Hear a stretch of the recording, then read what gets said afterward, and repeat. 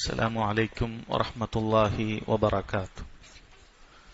إن الحمد لله نحمده ونستعينه ونستغفره ونعوذ بالله من شرور أنفسنا ومن سيئات أعمالنا من يهده الله فلا مضل له ومن يضلل فلا هادي له وأشهد أن لا إله إلا الله وحده لا شريك له وأشهد أن محمدا عبده ورسوله. يا أيها الذين آمنوا اتقوا الله حق تقاته ولا تموتن إلا وأنتم مسلمون. يا أيها الناس اتقوا ربكم الذي خلقكم من نفس واحدة وخلق منها زوجها وبث منهما رجالا كثيرا ونساء واتقوا الله الذي تساءلون به والأرحام إن الله كان عليكم رقيبا. يا أيها الذين آمنوا اتقوا الله وقولوا قولا سديدا يصلح لكم أعمالكم ويغفر لكم ذنوبكم ومن يطع الله ورسوله فقد فاز فوزا عظيما. أما بعد فإن خير الكلام كلام الله وأحسن الحديث حديث محمد صلى الله عليه وسلم وشر الأمور محدثاتها وكل محدثة بدعة وكل بدعة ضلالة وكل ضلالة في النار. ബഹുമാനരായ സഹോദരങ്ങളെ, സഹോദരിമാരെ, പ്രിയപ്പെട്ട വിദ്യാർത്ഥികളെ, പുതിയൊരു കിതാബിന്റെ ഭാഗമാണ് ഇൻഷാ അല്ലാഹ് ഇന്ന് നമ്മൾ ആരംഭിക്കുന്നത്. മനസ്സിലാക്കിയതുപോലെ അൽ ഹാഫിൾ ഇബ്ൻ ഹജർ അൽ അസ്ഖലാനി റഹിമഹുള്ളയുടെ വളരെ പ്രസിദ്ധമായ ബുലൂഗുൽ മറാം എന്ന കിതാബിന്റെ അവസാന ഭാഗങ്ങളിൽ അദ്ദേഹം നൽകിയിട്ടുള്ള ഹദീസുകളാണ് നമ്മൾ ഇന്നു മുതൽ ഇൻഷാ അല്ലാഹ് വായിക്കാൻ ഉദ്ദേശിക്കുന്നത്. അൽ ഹാഫിൾ ഇബ്ൻ ഹജർ അൽ അസ്ഖലാനി റഹിമഹുല്ലാഹ്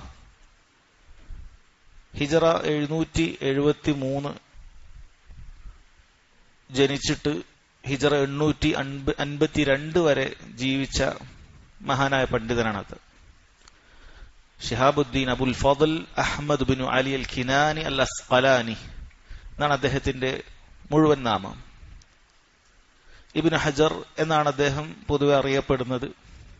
അദ്ദേഹത്തിന്റെ വളരെ പ്രസിദ്ധമായ ഗ്രന്ഥം നമുക്കൊക്കെ അറിയുണ്ടാകും, സഹീഹുൽ ബുഖാരിക്ക് അദ്ദേഹം എഴുതിയ വിശദീകരണമാണ്. ഫത്ഹുൽ ബാരി എന്ന പേരിൽ എഴുതപ്പെട്ട അദ്ദേഹത്തിന്റെ വിശദീകരണം സഹീഹുൽ ബുഖാരിയുടെ ആധികാരികമായ ഒരു വിശദീകരണ ഗ്രന്ഥമാണ്. അദ്ദേഹം യതീമായിക്കൊണ്ടാണ് വളർന്നത്. തന്റെ 4-ാം വയസ്സിൽ തന്നെ ഉപ്പ മരണപ്പെട്ടു. അതിനു മുമ്പ് തന്നെ ഉമ്മയും മരണപ്പെട്ടിട്ടുണ്ട്.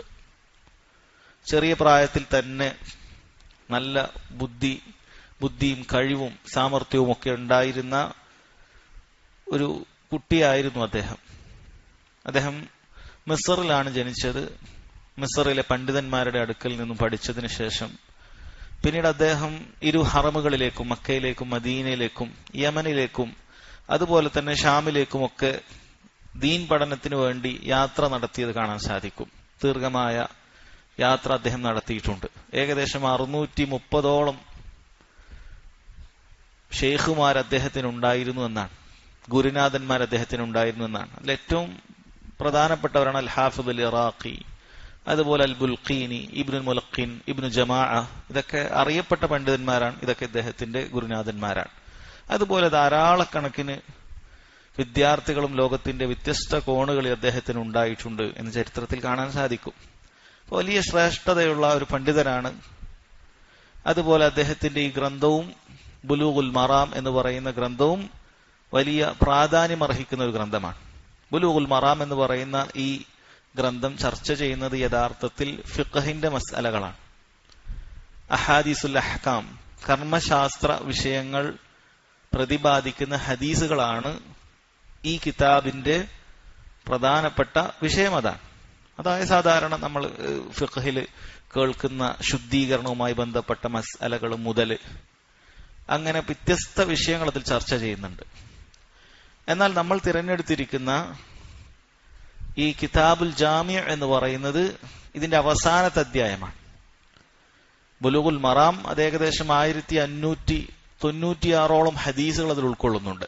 എന്നാൽ നമ്മൾ ചർച്ച ചെയ്യുന്ന ഈ അധ്യായം കിതാബുൽ ജാമിഅ 131 ഹദീസുകൾ മാത്രമാണ് അതിലുള്ളത്. എന്താണ് കിതാബുൽ ജാമിഅ എന്ന് പറഞ്ഞത്? ആ പേര് കൊണ്ട് നിങ്ങൾക്ക് മനസ്സിലാക്കാൻ സാധിക്കും. അൽ ജാമിഅ എന്ന് പറഞ്ഞാൽ ഒരുപാട് കാര്യങ്ങളെ ഒരുമിപ്പിച്ചത് എന്നാണ് അതിന്റെ അർത്ഥം. വ്യത്യസ്ത അധ്യായങ്ങൾ ഉൾക്കൊള്ളുന്ന പ്രധാന അധ്യായത്തിനാണ് പൊതുവെ പണ്ഡിതന്മാർ കിതാബുൽ ജാമിഅ എന്ന് പേരിടാറുള്ളത്. അതല്ലെങ്കിൽ കിതാബു ത്വഹാറ എന്ന് പറഞ്ഞാൽ ത്വഹാറത്തുമായി ബന്ധപ്പെട്ട ഹദീസുകൾ മാത്രമായിരിക്കും അതിലുണ്ടാവുക.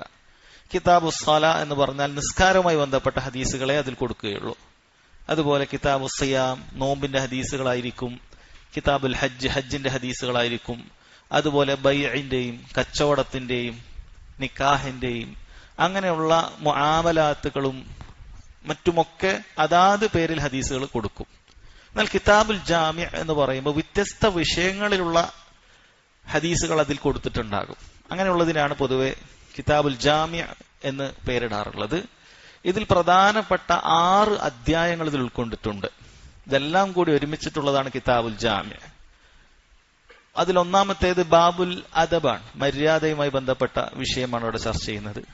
അതായിരിക്കും ഇൻഷാ അല്ലാഹ് നമ്മൾ ഇന്ന് ആരംഭിക്കുക. പിന്നീട് ബാബുൽ ബിർരി വസ്സില, കുടുംബ ബന്ധവുമായി ബന്ധപ്പെട്ട മര്യാദകൾ അറിയിക്കുന്ന ഹദീസുകൾ. പിന്നീട് ബാബു സുഹദി വൽ വറ, ഭൗതിക വിരക്തിയും സൂക്ഷ്മതയും ഒക്കെ പ്രതിപാദിക്കുന്ന ഹദീസുകളാണ് അതിലുള്ളത്. അതുപോലെ ബാബു തർഹീബി മിൻ മസാവിൽ അഖ്ലാഖ്, ഉന്നതമായ സൽ സ്വഭാവങ്ങൾ നേടിയെടുക്കുന്നതുമായി ബന്ധപ്പെട്ട് അതിനെ പ്രേരിപ്പിക്കുന്ന ഹദീസുകൾ. അതുപോലെ ബാബു തർഹീബി ഫി മക്കാരിമിൽ തർഹീബി മിൻ മസാവിൽ അഖ്ലാഖ്, മോശം സ്വഭാവങ്ങളിൽ നിന്ന് വിട്ടുനിൽക്കുന്ന ഹദീസുകൾ. അതുപോലെ ബാബു തർഹീബ് ഫി മക്കാരിമിൽ അഖ്ലാഖ്, ശ്രേഷ്ഠമായ സ്വഭാവങ്ങൾ സ്വായത്തമാക്കുന്നതുമായി ബന്ധപ്പെട്ട ഹദീസുകൾ. അതുപോലെ ബാബു ദിക്രി വദ്ദുആ, ദിക്റുകളും ദുആകളൊക്കെ ഉൾക്കൊള്ളുന്ന ഹദീസുകൾ. ഇതെല്ലാം കൂടി 131ഓളം ഹദീസുകളുണ്ട്. അപ്പൊ അതിന്റെ ആദ്യത്തെ അധ്യായം അഥവാ ബാബുൽ അദബാണ് ഇൻഷാ അല്ലാഹ് നമ്മൾ ഇന്ന് ആരംഭിക്കുന്നത്. ഇതിന്റെ പ്രത്യേകത എന്ന് പറഞ്ഞാൽ സഹോദരങ്ങളെ, ഒരുപോലെ വിദ്യാർത്ഥികൾക്കും അതല്ലാത്ത സാധാരണക്കാർക്കും ആവശ്യമായിട്ടുള്ള ഹദീസുകളാണിത്. ഒരുപക്ഷെ ഫിഖ്ഹിന്റെ അധ്യായങ്ങൾ മാത്രം ഉൾക്കൊള്ളേണ്ട, അഹാദീസുൽ അഹ്കാം മാത്രം ഉൾക്കൊള്ളേണ്ട ബുലൂഗുൽ മറാമു പോലെയുള്ള കിതാബിന്റെ അവസാനത്തിൽ അദ്ദേഹം ഇത് കൊടുത്തതിന്റെ ഒരു ലക്ഷ്യം,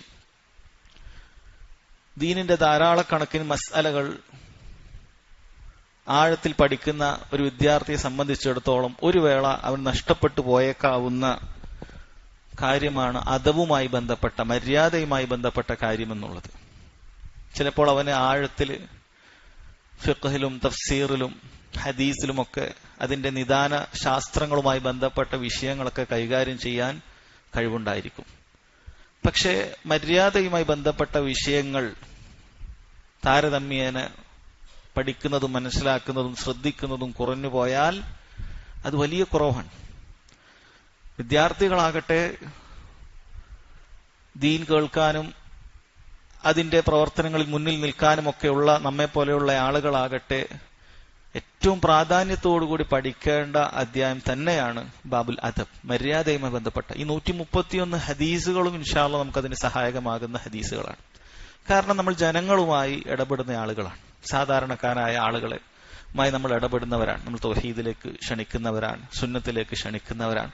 അങ്ങനെ പല നല്ല ഗുണങ്ങളിലേക്കൊക്കെ സാധിക്കുന്നത് പോലെ ക്ഷണിക്കുകയും അതുപോലെ ശിർക്കിൽ നിന്നും ബിദ്അത്തിൽ നിന്നും അങ്ങനെയുള്ള ഹറാമുകളിൽ നിന്നൊക്കെ ആളുകളെ താക്കീത് ചെയ്യുകയൊക്കെ ചെയ്യുന്ന നമ്മൾ ഈ മര്യാദകൾ നമ്മളിൽ പാലിച്ചിട്ടില്ലെങ്കിൽ സഹോദരങ്ങളെ, ഒരു വേള നമ്മുടെ ഹൃദയത്തിലുള്ള മറ്റ് ഇൽമിന്റെ ആഴമോ അതല്ലെങ്കിൽ ആ രൂപത്തിലുള്ള നല്ല എന്തെങ്കിലുമൊക്കെ ഗുണങ്ങളോ അവർക്ക് അറിയാൻ സാധിക്കുകയില്ല. കാരണം ജനങ്ങൾ വിലയിരുത്തുക നമ്മുടെ ബാഹ്യമായ മര്യാദയിലാണ്.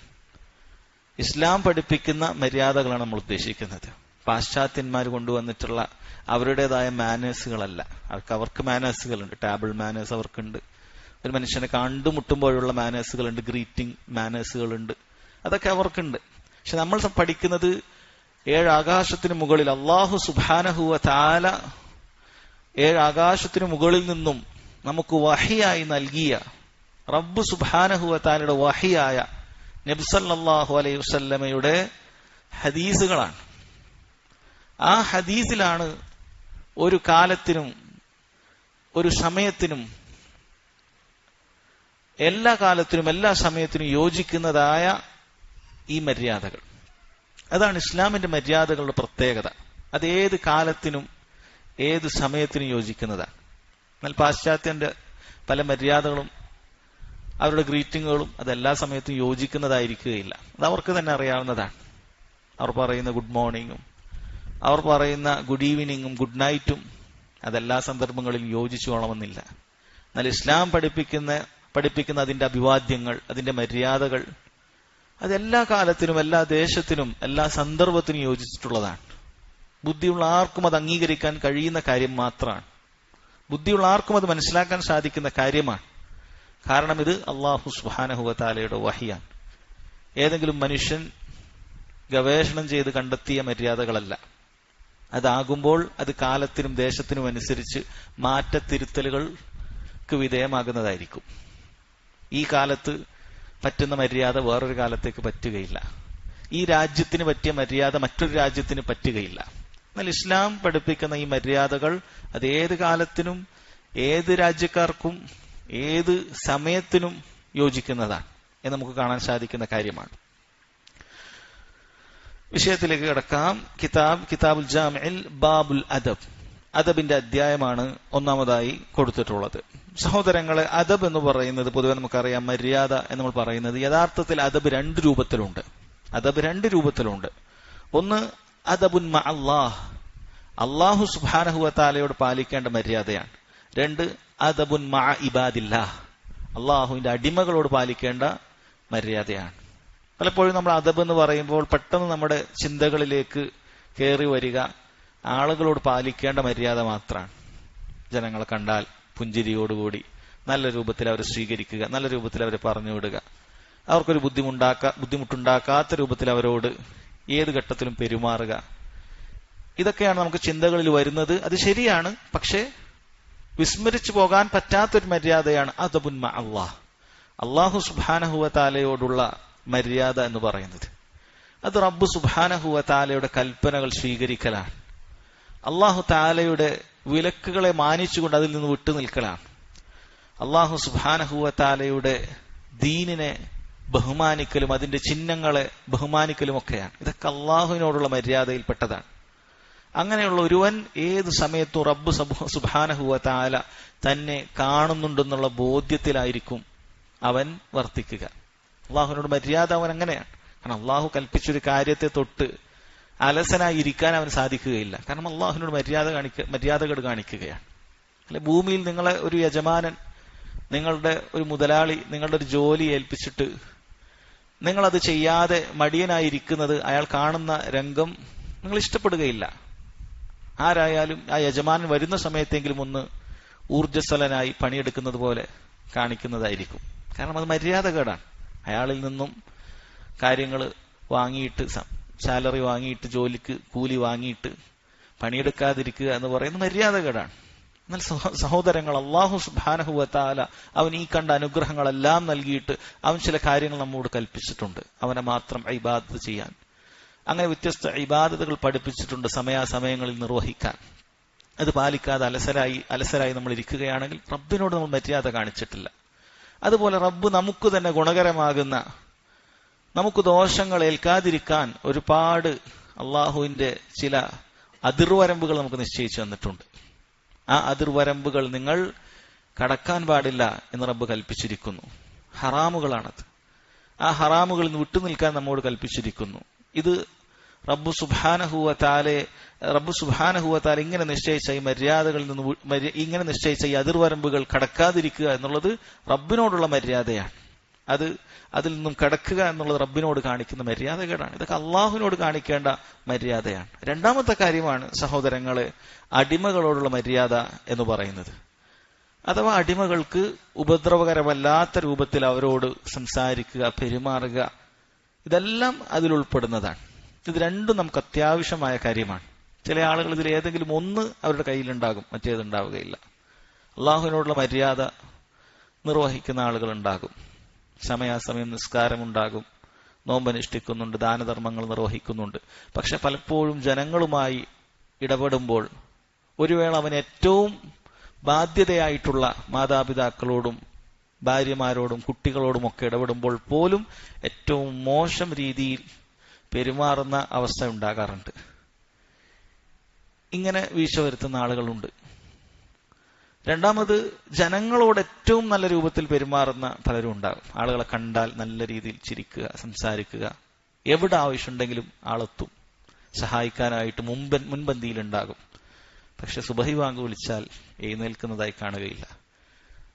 ബാങ്ക് വിളിച്ചാൽ മസ്ജിദിൽ അവൻ എത്തുകയില്ല. സാമ്പത്തികമായ വിശുദ്ധിയില്ല, ലൈംഗിക വിശുദ്ധിയില്ല. ഇങ്ങനെയുള്ള റബ്ബിനോട് കാണിക്കേണ്ട ഒരു മര്യാദയും അവനുണ്ടാവുകയില്ല. എന്നാൽ ജനങ്ങളോട് പല രൂപത്തിലുള്ള മര്യാദകളും അവൻ പഠിച്ചു വെച്ചിട്ടുണ്ട്. ഈ രൂപത്തിൽ വീഴ്ച വരുത്തുന്ന ആളുകളുമുണ്ട്. സഹോദരങ്ങളെ, നമ്മൾ ഇത് രണ്ടും ഒരുമിപ്പിക്കേണ്ടവരാണ്.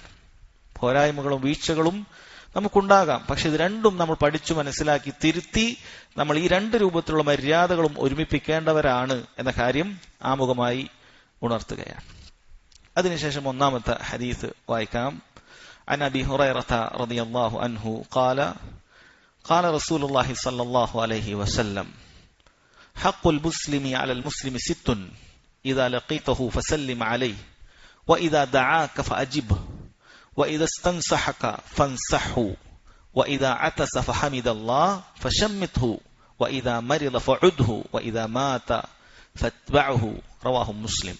ഇമാം മുസ്ലിം റിവായത്ത് ചെയ്യുന്ന അബൂ ഹുറൈറ റളിയല്ലാഹു അൻഹുവിൽ നിന്നും ഇമാം മുസ്ലിം റിവായത്ത് ചെയ്യുന്ന ഹദീസാണിത്. പലപ്പോഴും നമ്മൾ കേട്ടിട്ടുള്ള ഒരു ഹദീസാണ്. ഒരു മുസ്ലിമിന് മറ്റൊരു മുസ്ലിമിനോടുള്ള ബാധ്യതകളെ കുറിച്ച് വിശദീകരിക്കുന്ന ഹദീസാണിത്. ഓരോ മുസ്ലിമിനും അവന് ചുറ്റുമുള്ള മറ്റു മുസ്ലിമീങ്ങളോട് ഈ ബാധ്യതകൾ അവൻ പാലിക്കേണ്ടതുണ്ട്. ഞാനും നിങ്ങളും ഒക്കെ നമുക്ക് ചുറ്റുമുള്ള ആളുകളോട് പരസ്പരം പാലിക്കേണ്ട ഒരു മര്യാദയാണിത്. 6 മര്യാദകളെക്കുറിച്ച്, 6 കടമകളെക്കുറിച്ച് സഹോദരങ്ങളെ ഇതിൽ പറയുന്നു. ഹഖുൽ മുസ്ലിമി അലൽ മുസ്ലിമി 6. ഒരു മുസ്ലിമിന് മറ്റൊരു മുസ്ലിമിനോട് 6 ബാധ്യതകളുണ്ട് എന്നാണ്. ഇങ്ങനെ എണ്ണം പറഞ്ഞു വന്ന ചില ഹദീസുകൾ ഉണ്ടാവുകയും എന്നാൽ മറ്റു ഹദീസുകളിൽ ഇത് കൂടാതെയുള്ള ബാധ്യതകൾ വിശദീകരിക്കപ്പെടുകയും ചെയ്യുമ്പോൾ പണ്ഡിതന്മാർ പറഞ്ഞിട്ടുള്ളതാണ്, ഈ എണ്ണം അതൊരു ക്ലിപ്തപ്പെടുത്താനുള്ളതല്ല. മറിച്ച് ഇത് കേൾക്കുന്നവരും മനസ്സിലാക്കുന്നവരും അത് ഒന്ന് എണ്ണിത്തിട്ടപ്പെടുത്തി ആ കാര്യങ്ങൾ സൂക്ഷിച്ചു പോരാൻ മാത്രം പറഞ്ഞു തരുന്ന എണ്ണങ്ങൾ മാത്രമാണ്. അതല്ലാതെ അതിൽ പരിമിതപ്പെടുന്നില്ല. 6 എണ്ണം മാത്രമാണ് എന്ന് അറിയിക്കുന്നില്ല. കാരണം ഒരു മുസ്ലിമിന് മറ്റൊരു മുസ്ലിമിനുള്ള മറ്റു പല ബാധ്യതകളും വേറെ ഹദീസുകളിൽ വന്നിട്ടുണ്ട്. അതുകൊണ്ട് ഈ 6 എന്ന് പറയുമ്പോൾ അതിൽ കൂടുതൽ ഇല്ല എന്ന് തെറ്റിദ്ധരിക്കാൻ പാടില്ല. ഇതേ ഹദീസ് തന്നെ വേറെ ചില റിവായത്തിൽ ഹഖുൽ മുസ്ലിം അൽ മുസ്ലിമി 5 5 ബാധ്യതകളുണ്ട് എന്ന് പറഞ്ഞത് കാണാൻ സാധിക്കും. 6 ബാധ്യതകളുണ്ട്, അതിലപ്പുറവും ബാധ്യതകളുണ്ട്. ഇങ്ങനെ ധാരാളക്കണക്കിന് നിങ്ങൾക്ക് അറിയുന്ന കാര്യങ്ങളുണ്ട്. നിങ്ങൾക്കറിയുന്ന കാര്യമാണ് സ്വർഗം കൊണ്ട് സന്തോഷ വാർത്ത അറിയിക്കപ്പെട്ട 10 ആളുകളെ കുറിച്ച്. പലരും തെറ്റിദ്ധരിച്ചത് സ്വർഗം കൊണ്ട് സന്തോഷ വാർത്ത അറിയിക്കപ്പെട്ടവരിൽ 10 സഹാബികളെ ഉള്ളൂ എന്നാണ്. എന്നാൽ കാര്യം അങ്ങനെയല്ല. അതിൽ ബിലാൽ റളിയല്ലാഹു അൻഹുവിന്റെ പേരില്ല. ഹസനിന്റെയും ഹുസൈന്റെയും റളിയല്ലാഹു അൻഹുമ അവരുടെ പേര് അതിലില്ല. ഉഖാശ റളിയല്ലാഹു അൻഹുവിന്റെ പേര് അതിലില്ല. ആയിഷ റളിയല്ലാഹു അൻഹയുടെ പേര് അതിലില്ല. ഖദീജ റളിയല്ലാഹു അൻഹയുടെ പേര് അതിലില്ല. പല സഹാബികളുടെ പേരും അതിലില്ല. അപ്പോൾ അതുകൊണ്ട് ആ 10 പേരേ ഉള്ളൂ എന്നല്ല. അതുപോലെ വൻപാപങ്ങളെ കുറിച്ച് പറഞ്ഞപ്പോൾ പലർക്കുമുള്ള തെറ്റിദ്ധാരണയാണ് വൻപാപങ്ങൾ 7 എണ്ണം മാത്രമേ ഉള്ളൂ എന്നാണ്. സബുൽ മൂബിഖാത്ത്, നിന്നെ നശിപ്പിച്ചു കളയുന്ന 7 എണ്ണം എന്ന് പറഞ്ഞത് അത് മാത്രമല്ല വൻപാപം. മറിച്ച് പണ്ഡിതന്മാർ പറഞ്ഞത് വൻപാപങ്ങൾ 7 മുതൽ 700 വരെ ഉണ്ട് എന്നാണ്. അതിൽ 700നോടാണ് ചായ്വ് എന്നാണ് പണ്ഡിതന്മാർ പറഞ്ഞിട്ടുള്ളത്. കാരണം വൻപാപങ്ങൾ എന്ന് പറഞ്ഞാൽ അള്ളാഹു സുബ്ഹാനഹു വ തആല ഇന്നാലിന്ന് ശിക്ഷയുണ്ട് എന്ന് അറിയിക്കുന്നതെല്ലാം വൻപാപമാണ്. അള്ളാഹു റസൂൽ ശപിച്ചു എന്ന് പറയുന്നതെല്ലാം വൻപാപമാണ്. ഭൂമിയിൽ ഹദ് നടപ്പാക്കുന്ന മുഴുവൻ കാര്യങ്ങളും, ഇസ്ലാമിക ശിക്ഷ നടപ്പാക്കുന്ന മുഴുവൻ കാര്യങ്ങളും വൻപാപമാണ്. നരകത്തിൽ ഇന്ന ശിക്ഷയുണ്ട് എന്നറിയിക്കുന്ന മുഴുവൻ കാര്യങ്ങളും വൻപാപമാണ്. നമ്മിൽപ്പെട്ടവനല്ല എന്ന് നബി സല്ലല്ലാഹു അലൈഹി വസല്ലം പറഞ്ഞിട്ടൊരു പ്രവൃത്തിയെക്കുറിച്ച് പറഞ്ഞാൽ അത് വൻപാപമാണ്. ഇങ്ങനെ ധാരാളക്കണക്കിന് വൻപാപങ്ങളുണ്ട്.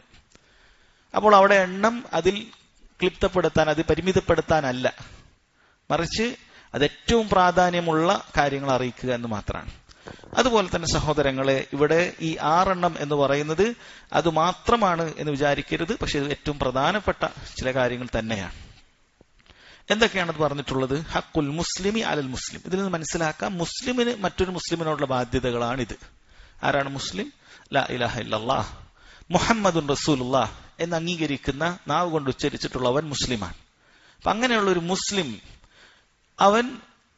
അവരോട് നമ്മൾ കാണിക്കേണ്ട ബാധ്യതകളാണ് ഈ പറയുന്ന 6 കാര്യങ്ങൾ. ഒന്നാമത്തെ കാര്യമായി പറഞ്ഞത് ഇദാ ലഖീതഹു ഫസല്ലിം അലൈഹി.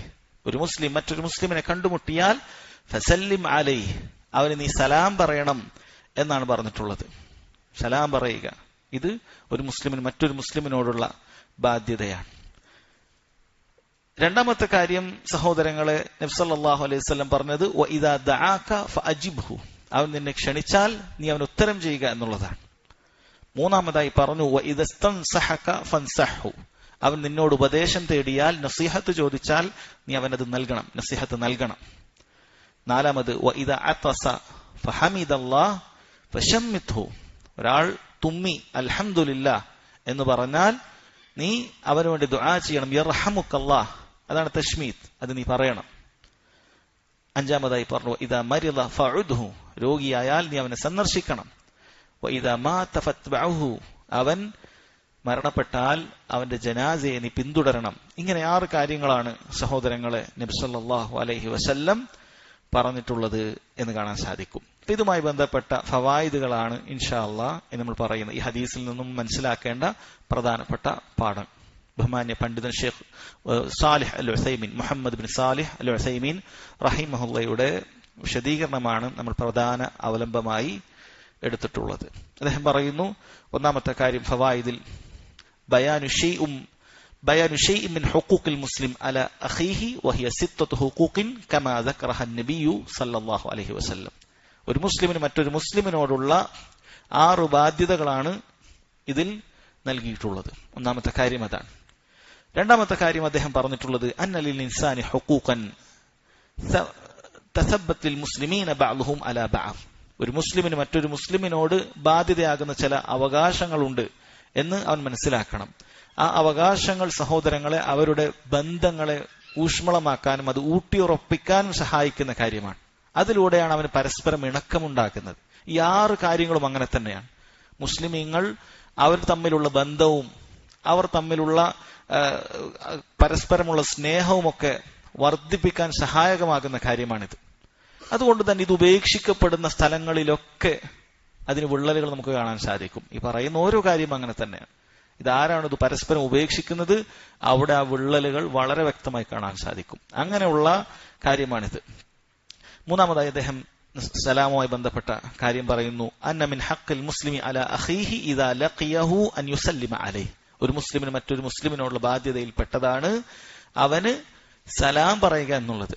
എന്ന് നമുക്കറിയേണ്ടത് എന്താണ് സലാം പറയുന്നതിന് വിധി എന്താണ്? ഒരു മുസ്ലിം മറ്റൊരു മുസ്ലിമിനെ കണ്ടാൽ സലാം പറയൽ ബാധ്യതയാണെന്ന് നബി സല്ലല്ലാഹു അലൈഹി വസല്ലം ഇവിടെ പറഞ്ഞിട്ടുണ്ട്.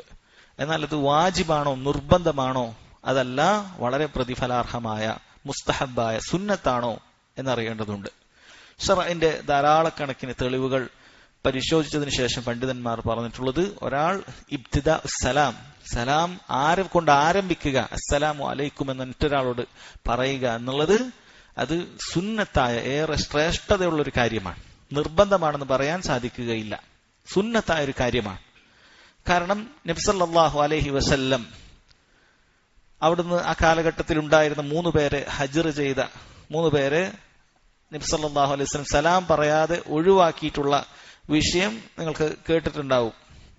അല്ലെങ്കിൽ 2 മുസ്ലിമീങ്ങൾ തമ്മിൽ പരസ്പരം പ്രശ്നങ്ങൾ ഉണ്ടായി അവർ പിണങ്ങി നിൽക്കാൻ പരമാവധി നബി സല്ലല്ലാഹു അലൈഹി വസല്ലം നൽകിയ പരമാവധി ദിവസം 3 ദിവസമാണ് എന്ന് കാണാൻ സാധിക്കും. ആ 3 ദിവസത്തിന് ശേഷം ആരാണോ സലാം കൊണ്ട് ആരംഭിക്കുന്നത് അവനാണ് ഏറ്റവും ഹൈറുള്ളവൻ എന്ന് നബി സല്ലല്ലാഹു അലൈഹി വസല്ലം പറഞ്ഞിട്ടുണ്ട്. അത് പരസ്പരം പിണങ്ങിയ ആളുകൾക്ക് കൂടിപ്പോയാൽ 3 ദിവസം വരെ ആ ദേഷ്യം, അത് അനുവാദമുണ്ട്, 3 ദിവസം വരെയൊക്കെ പറ്റും. അതിനപ്പുറത്തേക്ക് ദേഷ്യം പിടിച്ച് പരസ്പരം തെറ്റി നിൽക്കുക എന്നുള്ളത് പറ്റുകയില്ല. എന്നിട്ട് നബി സല്ലല്ലാഹു അലൈഹി വസല്ലം പറഞ്ഞത് വഖൈറുഹും അല്ലദീ യബ്ദഉ ബിസ്സലാം, ആ തെറ്റി നിന്ന 2 ആളിൽ പിന്നീട് ഏറ്റവും ശ്രേഷ്ഠതയുള്ളത്, അവരിൽ ഏറ്റവും നന്മയുള്ളത് അല്ലദീ യബ്ദഉ ബിസ്സലാം, സലാം കൊണ്ട് ആരംഭിക്കുന്നവനാണ് എന്നാണ് പറഞ്ഞിട്ടുള്ളത്. അപ്പൊ അതിൽ നിന്ന് തന്നെ എന്തു പറഞ്ഞിട്ടില്ല, മറ്റേയാൾ കുറ്റക്കാരനാണ് എന്നിവിടെ പറയുന്നില്ല. അതുകൊണ്ട് സലാം പറയാത്തതിന്റെ പേരിൽ അയാൾ കുറ്റക്കാരനാവുകയില്ല എന്നാണ് പറയുന്നത്. പക്ഷെ അത് മര്യാദകേടാണ്. മനുഷ്യർ പരസ്പരം കണ്ടിട്ട് സലാം പറയാതിരിക്കുക എന്ന് പറയുന്നത് മര്യാദകേടാണ്. അത് പറയാതിരുന്നാൽ ഒരാൾ കുറ്റക്കാരനാവുകയില്ല എന്നു മാത്രം. ഇനൊരാൾ അന്യ സ്ത്രീയോട് സലാം പറയുന്നതിന്റെ വിധി എന്താണ്? ഒരു പുരുഷൻ അന്യ സ്ത്രീയോട് സലാം പറയുക എന്നുള്ളത് പണ്ഡിതന്മാർ പറയുന്നു, ഫിത്നയെ ഭയപ്പെടുന്നുണ്ട് എങ്കിൽ അവിടെ സലാം പറയുക എന്നുള്ളത് പാടില്ലാത്തതാണ്, ഒഴിവാക്കപ്പെടേണ്ട കാര്യമാണ്. പ്രത്യേകിച്ചും യുവാക്കളും യുവതികളുമാണ് എങ്കിൽ, സമപ്രായക്കാരാണ് എങ്കിൽ പരസ്പരം കണ്ടുമുട്ടിയാൽ സലാം പറയുക എന്നുള്ളത് അത് ഇസ്ലാം പ്രോത്സാഹിപ്പിച്ചിട്ടുള്ള കാര്യമല്ല. അത് മുസ്ലിമീങ്ങളല്ലാത്തത് കൊണ്ടല്ല, മറിച്ച് മസ്ലഹത്ത്, ഇവിടെ സലാം കൊണ്ടുണ്ടാകുന്ന മസ്ലഹത്തിനേക്കാളും അവിടെ ചെറുക്കേണ്ടത് അതുകൊണ്ടുണ്ടാകുന്ന ഒരു മഫ്സദത്താണ്. അതുവഴി പരസ്പരം ബന്ധമുണ്ടാകാനും അതുവഴി പരസ്പരം പല ഹറാമുകളിലേക്ക് പോകുന്നത് തടയാനും വേണ്ടി അവിടെ ഇസ്ലാം പ്രോത്സാഹിപ്പിക്കുന്നില്ല. കാരണം ശർഇന്റെ അടിസ്ഥാന നിയമങ്ങളിൽപ്പെട്ട കാര്യമാണ് ദറഉൽ മഫാസിദി മുഖദ്ദമുൻ അലാ ജൽബിൽ മസാലിഹ്.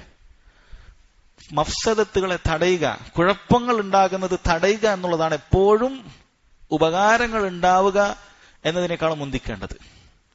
സലാം പറഞ്ഞാൽ ഉപകാരമുള്ള കാര്യമാണ്, അതുകൊണ്ട് ഒരുപാട് ഖൈറുകളുണ്ട്, ദുആയാണത്. പക്ഷെ അങ്ങനെ സലാം കൊണ്ട് തുടങ്ങിയ ബന്ധം മറ്റു പല മോശങ്ങളിലേക്കും പോകാനുള്ള സാധ്യതയാണ് കൂടുതൽ, പ്രത്യേകിച്ചും ഇന്നീ കാലഘട്ടങ്ങളിൽ. അതുകൊണ്ട് അങ്ങനെ അന്യ സ്ത്രീകളെ കാണുമ്പോൾ സലാം പറയുക എന്നുള്ളത് പ്രോത്സാഹിപ്പിച്ചിട്ടില്ല.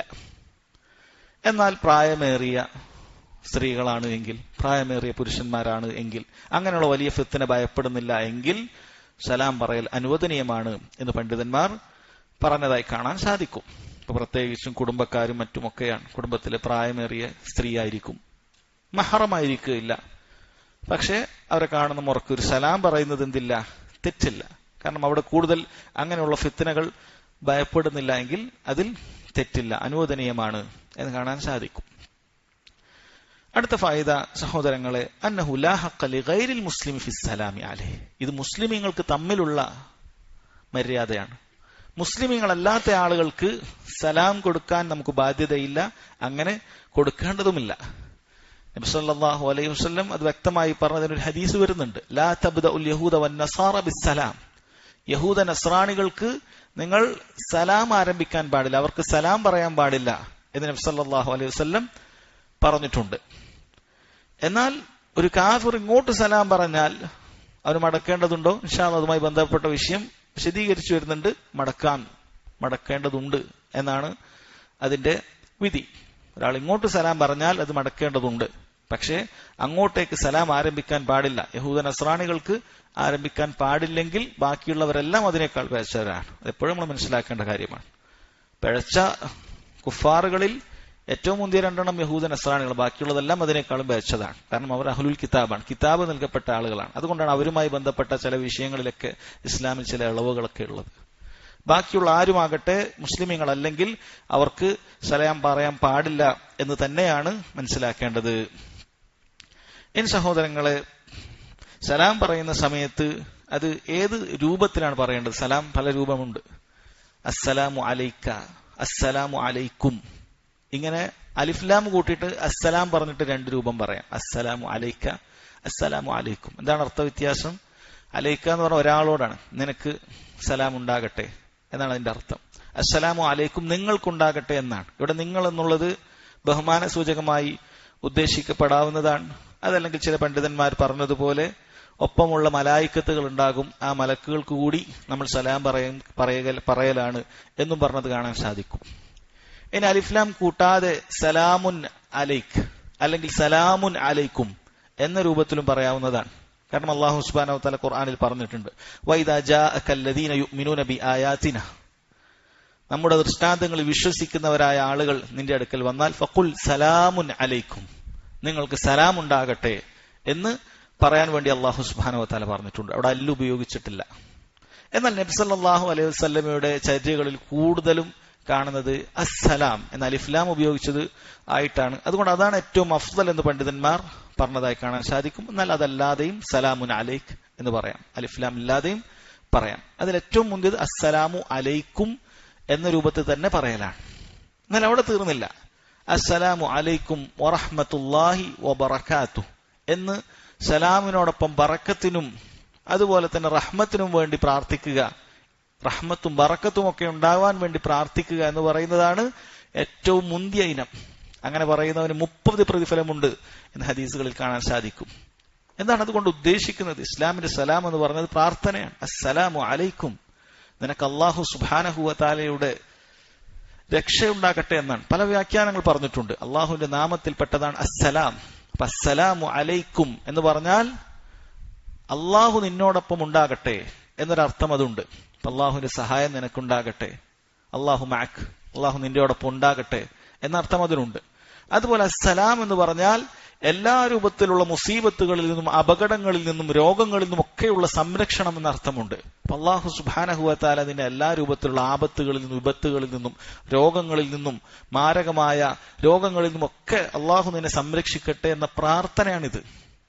അസ്സലാമു അലൈക്കും എന്ന് പറഞ്ഞാൽ അതാണ് പ്രാർത്ഥന. അതോടൊപ്പം വറഹ്മത്തുള്ളാഹ്, അള്ളാഹുവിന്റെ കാരുണ്യമുണ്ടാകട്ടെ, വബറകാതുഹു, അള്ളാഹുവിൽ നിന്നുള്ള ബറക്കത്ത് ഉണ്ടാകട്ടെ. കാരുണ്യം എന്ന് പറഞ്ഞാൽ, റഹ്മത്ത് എന്ന് പറഞ്ഞാൽ ഒരുവൻ ഉദ്ദേശിക്കുന്ന നന്മകൾ അവന് ലഭിക്കാനും അവൻ ഏതൊരു തിന്മകളെ തൊട്ടാണോ ഭയപ്പെടുന്നത് അത് അവനിൽ നിന്ന് നീങ്ങിപ്പോകാനുമുള്ള പ്രാർത്ഥനയാണ്. ബറക്കത്ത് എന്ന് പറഞ്ഞാൽ അല്ലാഹു സുബ്ഹാനഹു വ തആല അവന് നൽകിയ റിസ്കിൽ വിശാലതയുണ്ടാകാനും അതിൽ സിയാദത്ത് ഉണ്ടാകാനും അതിൽ ധാരാളിത്തം ഉണ്ടാകാനും ഒക്കെയുള്ള പ്രാർത്ഥനയാണ്. അത്ര മഹത്തരമായ പ്രാർത്ഥനയാണത്. അസ്സലാമു അലൈക്കും വറഹ്മത്തുള്ളാഹി വബറകാതു എന്ന് പറയുന്നത് വളരെയധികം പ്രാധാന്യം അർഹിക്കുന്ന പ്രാർത്ഥനയാണത്.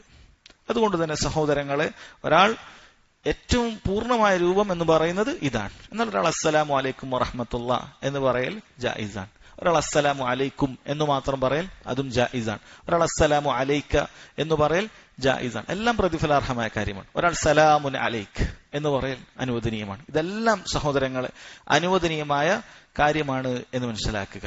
ഇനി സലാം മടക്കുക എന്ന് പറയുന്നത്, ഒരാൾ സലാം പറഞ്ഞാൽ അതിന് സലാം മടക്കുക എന്ന് പറയുന്നത് സഹോദരങ്ങളെ ഇത് വാജിബായ കാര്യമാണ്, നിർബന്ധമായ കാര്യമാണ്. സലാം പറയൽ നമ്മൾ പറഞ്ഞു അത് സുന്നത്താണ്. പക്ഷെ സലാം ഒരാൾ നമ്മോട് പറഞ്ഞാൽ അതിന് തിരിച്ചു മറുപടി പറയുക, അതിന് മടക്കുക എന്ന് പറയുന്നത് അത് നിർബന്ധമായ കാര്യമാണ്. അല്ലാഹു സുബ്ഹാനഹു വ തആല സൂറത്തുൻ നിസാഇൽ പറഞ്ഞു, വഇദാ ഹുയീതും ബിതഹിയ്യത്തിൻ ഫഹയ്യു ബിഅഹ്സന മിൻഹാ ഔ റുദ്ദൂഹാ. അവർ നിങ്ങളോട് ഒരു അഭിവാദ്യവുമായി വന്നു കഴിഞ്ഞാൽ ഫഹയ്യു ബിഅഹ്സന മിൻഹാ, അതിനേക്കാളും മുന്തിയ അഭിവാദ്യം നിങ്ങൾ അവർക്ക് തിരിച്ചേൽപ്പിക്കുക, ഔ റുദ്ദൂഹാ, അല്ലെങ്കിൽ അതുപോലെ നിങ്ങൾ മടക്കുക എന്ന് അല്ലാഹു സുബ്ഹാനഹു വ തആല പറഞ്ഞിട്ടുണ്ട്. അതുകൊണ്ട് തന്നെ ഒരാൾ അസ്സലാമു അലൈക്കും എന്ന് പറഞ്ഞാൽ അതിന് പകരമാകുക വലൈക്കും അസ്സലാം എന്ന് പറഞ്ഞാൽ.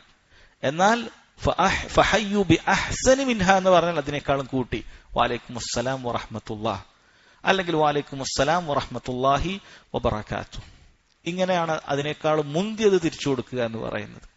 എന്നാൽ ഒരാൾ അസ്സലാമു അലൈക്കും വറഹ്മത്തുള്ളാഹി വബറകാതുഹു എന്ന് പൂർണ്ണമായി പറഞ്ഞാലോ, പണ്ഡിതന്മാർ പറയുന്നു അവിടെ അവസാനിച്ചിരിക്കുന്നു. അതുകൊണ്ട് മറുപടിയിലും വഅലൈക്കും അസ്സലാം വറഹ്മത്തുള്ളാഹി വബറകാതുഹു അത്രേ അവന് പറയാൻ സാധിക്കുകയുള്ളൂ. കാരണം അതിനുശേഷം വരുന്ന വമഗ്ഫിറതുഹു എന്ന രൂപത്തിൽ വരുന്ന ഹദീസുകളൊന്നും തന്നെ സ്ഥിരപ്പെട്ടിട്ടില്ല. അതുകൊണ്ട് തന്നെ അത് മതിയായതാണ്. ഷെയ്ഖ് ഇബ്നു ഉസൈമീൻ റഹിമഹുല്ലാഹ് പറഞ്ഞത് അതോടൊപ്പം അവനോട് ഹയ്യാക്കല്ലാഹ് അല്ലെങ്കിൽ അതുപോലെയുള്ള എന്തെങ്കിലുമൊക്കെ നല്ല വാക്കുകൾ അതോടൊപ്പം പറയുക എന്നുള്ളത്, നല്ല അഭിവാദ്യങ്ങൾ, സലാം അല്ലാത്തമല്ല അഭിവാദ്യങ്ങൾ പറയുക എന്നുള്ളത് നല്ലതാണ്. മറ്റെന്തെങ്കിലും പറയുന്നത് നല്ലതാണ്. പക്ഷെ പ്രത്യേകം അത് പറയാൻ ഹദീസുകളിൽ വന്നിട്ടില്ല. മറിച്ച് പൊതുവായ ആയത്തിന്റെ അടിസ്ഥാനത്തിൽ അതിനേക്കാളും നല്ല അഭിവാദ്യങ്ങൾ അർപ്പിക്കുക എന്ന് പറഞ്ഞതിന്റെ അടിസ്ഥാനത്തിൽ മറ്റെന്തെങ്കിലും അതിനോടൊപ്പം അവന് വേണ്ടി എന്തെങ്കിലുമൊക്കെ പ്രാർത്ഥന, പ്രത്യേക പ്രാർത്ഥന പഠിപ്പിക്കപ്പെട്ടിട്ടില്ല. എന്തെങ്കിലും ഒരു പ്രാർത്ഥന അതോടൊപ്പം അവന് വേണ്ടി പ്രാർത്ഥിക്കുക എന്ന് പറയുന്നത് അത് നല്ല കാര്യമാണ് എന്ന് കാണാൻ സാധിക്കും. അതുകൊണ്ട് തന്നെ സഹോദരങ്ങളെ, ഇങ്ങനെ ഒരാൾ നമ്മോട് സലാം പറഞ്ഞാൽ അത് കൃത്യമായിട്ട് നമ്മൾ മടക്കുക. അത് പലരും വീഴ്ച വരുത്തുന്ന ഒരു കാര്യം, സലാം പറയുന്ന സമയത്ത് കൃത്യമായി സലാം പറയുകയില്ല. അത് എന്താണ് പറയുന്നത് എന്ന് അറിയാത്ത രൂപത്തിൽ, കേട്ടാ മനസ്സിലാകാത്ത രൂപത്തിലൊക്കെ ചിലർ സലാം പറയും. ഇത് ശരിയല്ല. സലാം പറയുന്ന സമയത്ത് വ്യക്തമായി കേട്ടാ മനസ്സിലാക്കാൻ പറ്റുന്ന രൂപത്തിൽ തന്നെ സലാം പറയണം. ഇനി വേറെ ചിലരാണെങ്കിൽ നമ്മൾ കാര്യമായി സലാം പറഞ്ഞാൽ അവർ മടക്കുകയില്ല. മടക്കുന്നതിന് പകരം വേറെന്തെങ്കിലുമൊക്കെ സംസാരമൊക്കെ പറഞ്ഞ് അത് മടക്കാതിരിക്കുന്ന സ്വഭാവം പലരിലും കാണുന്ന ഒരു കാര്യമാണ്. അപ്പൊ അവരെ ശരിക്കും പഠിപ്പിച്ചു കൊടുക്കേണ്ട കാര്യമാണ്. കാരണം എന്താണ്? കാരണം സലാം മടക്കിയിട്ടില്ല എങ്കിൽ ഒരാൾക്ക് കുറ്റം കിട്ടുന്ന കാര്യമാണത്. സലാം പറയാത്തത് പോലെയല്ല. നമ്മൾ സലാം പറഞ്ഞിട്ട് ഒരാൾ മടക്കിയിട്ടില്ല എങ്കിൽ കുറ്റം കിട്ടുന്ന ഒരു കാര്യമാണ്. അതുകൊണ്ടാണ് ചില പണ്ഡിതന്മാർ ഒരാൾ ഞാൻ സലാം പറഞ്ഞാൽ മടക്കുകയില്ല എന്ന് തോന്നിയാൽ ഞാൻ സലാം പറയാതിരിക്കലായിരിക്കും നല്ലത് എന്നൊക്കെ ചില പണ്ഡിതന്മാർ പറഞ്ഞത്. കാരണം അവനൊരു കുറ്റം കിട്ടാതിരിക്കാൻ. എന്നാൽ അത് ശരിയല്ല, നീ നിന്റെ ബാധ്യത നിർവഹിക്കേണ്ടതുണ്ട് എന്ന് പറഞ്ഞ പണ്ഡിതന്മാരെയും കാണാം. അതായത് സലാം പറയൽ നിർബന്ധമല്ലെങ്കിലും സലാം പറഞ്ഞാൽ മടക്കുക എന്ന് പറയുന്നത് സഹോദരങ്ങളെ നിർബന്ധമായ കാര്യമാണ് എന്ന് മനസ്സിലാക്കേണ്ടതുണ്ട്. ഇനി ഇവിടെ ഇബ്നു ഉസൈമീൻ റഹിമഹുള്ളാഹ് പറയാണ്, അപ്പൊ ഏറ്റവും നല്ല രൂപത്തിൽ മടക്കണമെന്നാണ്. അപ്പൊ ഒരാളോട് നല്ല ചിരിച്ചുകൊണ്ട് നമ്മൾ സലാം പറഞ്ഞു, പക്ഷെ അയാൾ തിരിച്ചു മടക്കിയപ്പോൾ അല്ല ചിരിച്ചുകൊണ്ടല്ല മടക്കിയത് എങ്കിൽ അത് ഈ ആയത്തിന്റെ കീഴിൽ പെടുമോ എന്നാണ്. കാരണം വഇദാ ഹുയ്യിതും ബിതഹിയ്യത്തിൻ ഫഹയ്യു ബിഅഹ്സനി മിൻഹാ ഔ റുദ്ദുഹാ എന്നാണ് പറഞ്ഞത്. അതുപോലെ എങ്കിലും മടക്കണം. ഒരാൾ നല്ല ചിരിച്ചുകൊണ്ട് നല്ല ഉച്ചത്തിലാണ് നിന്നോട് സലാം പറഞ്ഞതെങ്കിൽ അതുപോലെ തന്നെ പറയണം. അതാണ് അതിന്റെ മര്യാദ.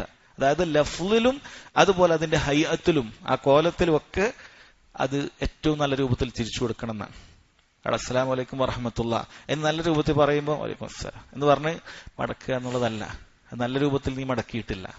നല്ല രൂപത്തിൽ നീ മടക്കിയിട്ടില്ല. അയാൾ എപ്രകാരമാണോ നിന്നോട് പുഞ്ചിരിച്ചുകൊണ്ട് സ്നേഹത്തോടുകൂടി സലാം പറയുന്നത് അപ്രകാരം തന്നെ നീ മടക്കാൻ ശ്രമിക്കുക. അതിനേക്കാൾ കൂടുതൽ നിനക്ക് സാധിച്ചിട്ടില്ലെങ്കിലും. ഇതാണ് പണ്ഡിതന്മാർ പറഞ്ഞിട്ടുള്ളത്. എന്നാൽ ഇബ്നു ഉസൈമീൻ റഹിമഹുള്ളാഹ് പറയുന്നത് ചില സമയങ്ങളിൽ ചിലപ്പോ നമ്മൾ ഒരാളോട് കാര്യമായി സംസാരിച്ചുകൊണ്ടേയിരിക്കുന്ന സമയത്ത് ഒരാൾ വന്ന് സലാം പറഞ്ഞാൽ, കാര്യമായി ഉച്ചത്തിൽ സലാം പറഞ്ഞാൽ, ചിലപ്പോൾ നമുക്ക് അയാളോട് സലാം അതേപോലെ മടക്കിയ ചിലപ്പോൾ അയാൾ വന്ന് ഒരുപാട് സംസാരിക്കും, നമ്മുടെ ഈ പ്രധാനപ്പെട്ട സംഭാഷണം മുറിഞ്ഞു പോകും. അപ്പൊ അങ്ങനെയുള്ള സമയത്തൊക്കെ ഒരു മസ്ലഹത്തിന് വേണ്ടി വലൈക്കും അസ്സലാം എന്ന രൂപത്തിൽ അതേപോലെ മടക്കാതെ പറയുകയാണ് എങ്കിൽ അത് തെറ്റില്ല എന്ന് ഇബ്നു ഉസൈമീൻ റഹിമഹുള്ളാഹ് പറഞ്ഞതായി കാണാൻ സാധിക്കും. അത്ര സൂക്ഷ്മമായാണ് അവർ ഇത്തരം കാര്യങ്ങളൊക്കെ ചർച്ച ചെയ്യുന്നത് എന്ന് നമുക്ക് കാണാൻ സാധിക്കും. അതുകൊണ്ട് സഹോദരങ്ങൾ, എപ്രകാരമാണോ അവൻ മുഖപ്രസന്നതയോടുകൂടിയും സന്തോഷത്തോടുകൂടിയൊക്കെ സലാം പറയുന്നത് അതുപോലെ തന്നെ നമ്മൾ മടക്കാൻ ശ്രമിക്കണം. അത് വാക്യത്തിൽ നമ്മൾ ഒരുപോലെ ആക്കുന്നത് പോലെ തന്നെ ആ രൂപത്തിലും ഒരുപോലെ ആക്കേണ്ടതുണ്ട് എന്ന് പറഞ്ഞത് കാണാൻ സാധിക്കും. എൻ സഹോദരങ്ങളെ, ഇബ്നു ഉസൈമീൻ റഹിമഹുള്ളാഹ് അദ്ദേഹം പറയുന്നത് അന്നൽ അഫ്ളല അൻ തബ്ദഅ ബിസ്സലാം ഹത്താ വഇൻ കാന ദൂന മിൻക്. അതായത് സലാം പറയൽ ചില മര്യാദകളുണ്ട്, അതിന് വരുന്ന ഹദീസുകളുണ്ട്. ചെറിയ കുട്ടികൾ വലിയവരോടാണ് സലാം പറയേണ്ടത്, നടന്നു പോകുന്നവൻ ഇരിക്കുന്നവരോടാണ് സലാം പറയേണ്ടത്, വാഹനത്തിൽ പോകുന്നവൻ നടന്നു പോകുന്നവനോടാണ് സലാം പറയേണ്ടത്, ചെറിയ സംഘം വലിയ സംഘത്തിനോടാണ് സലാം പറയേണ്ടത്. ഇങ്ങനെ കുറെ മര്യാദകൾ സലാം പറയുന്നതിനുണ്ട്. പക്ഷേ ഈ മര്യാദകൾ പാലിക്കപ്പെടുന്നില്ല, ആരും അങ്ങനെ ചെയ്യുന്നില്ലെങ്കിൽ അവിടെ അഫ്ളലായിട്ടുള്ളത് ആദ്യം സലാം പറയുന്നവനാണ്. കാരണം നേരത്തെ ഹദീസ് നമ്മൾ കണ്ടു, ഖൈറുഹും അല്ലദീ യബ്ദഉ ബിസ്സലാം.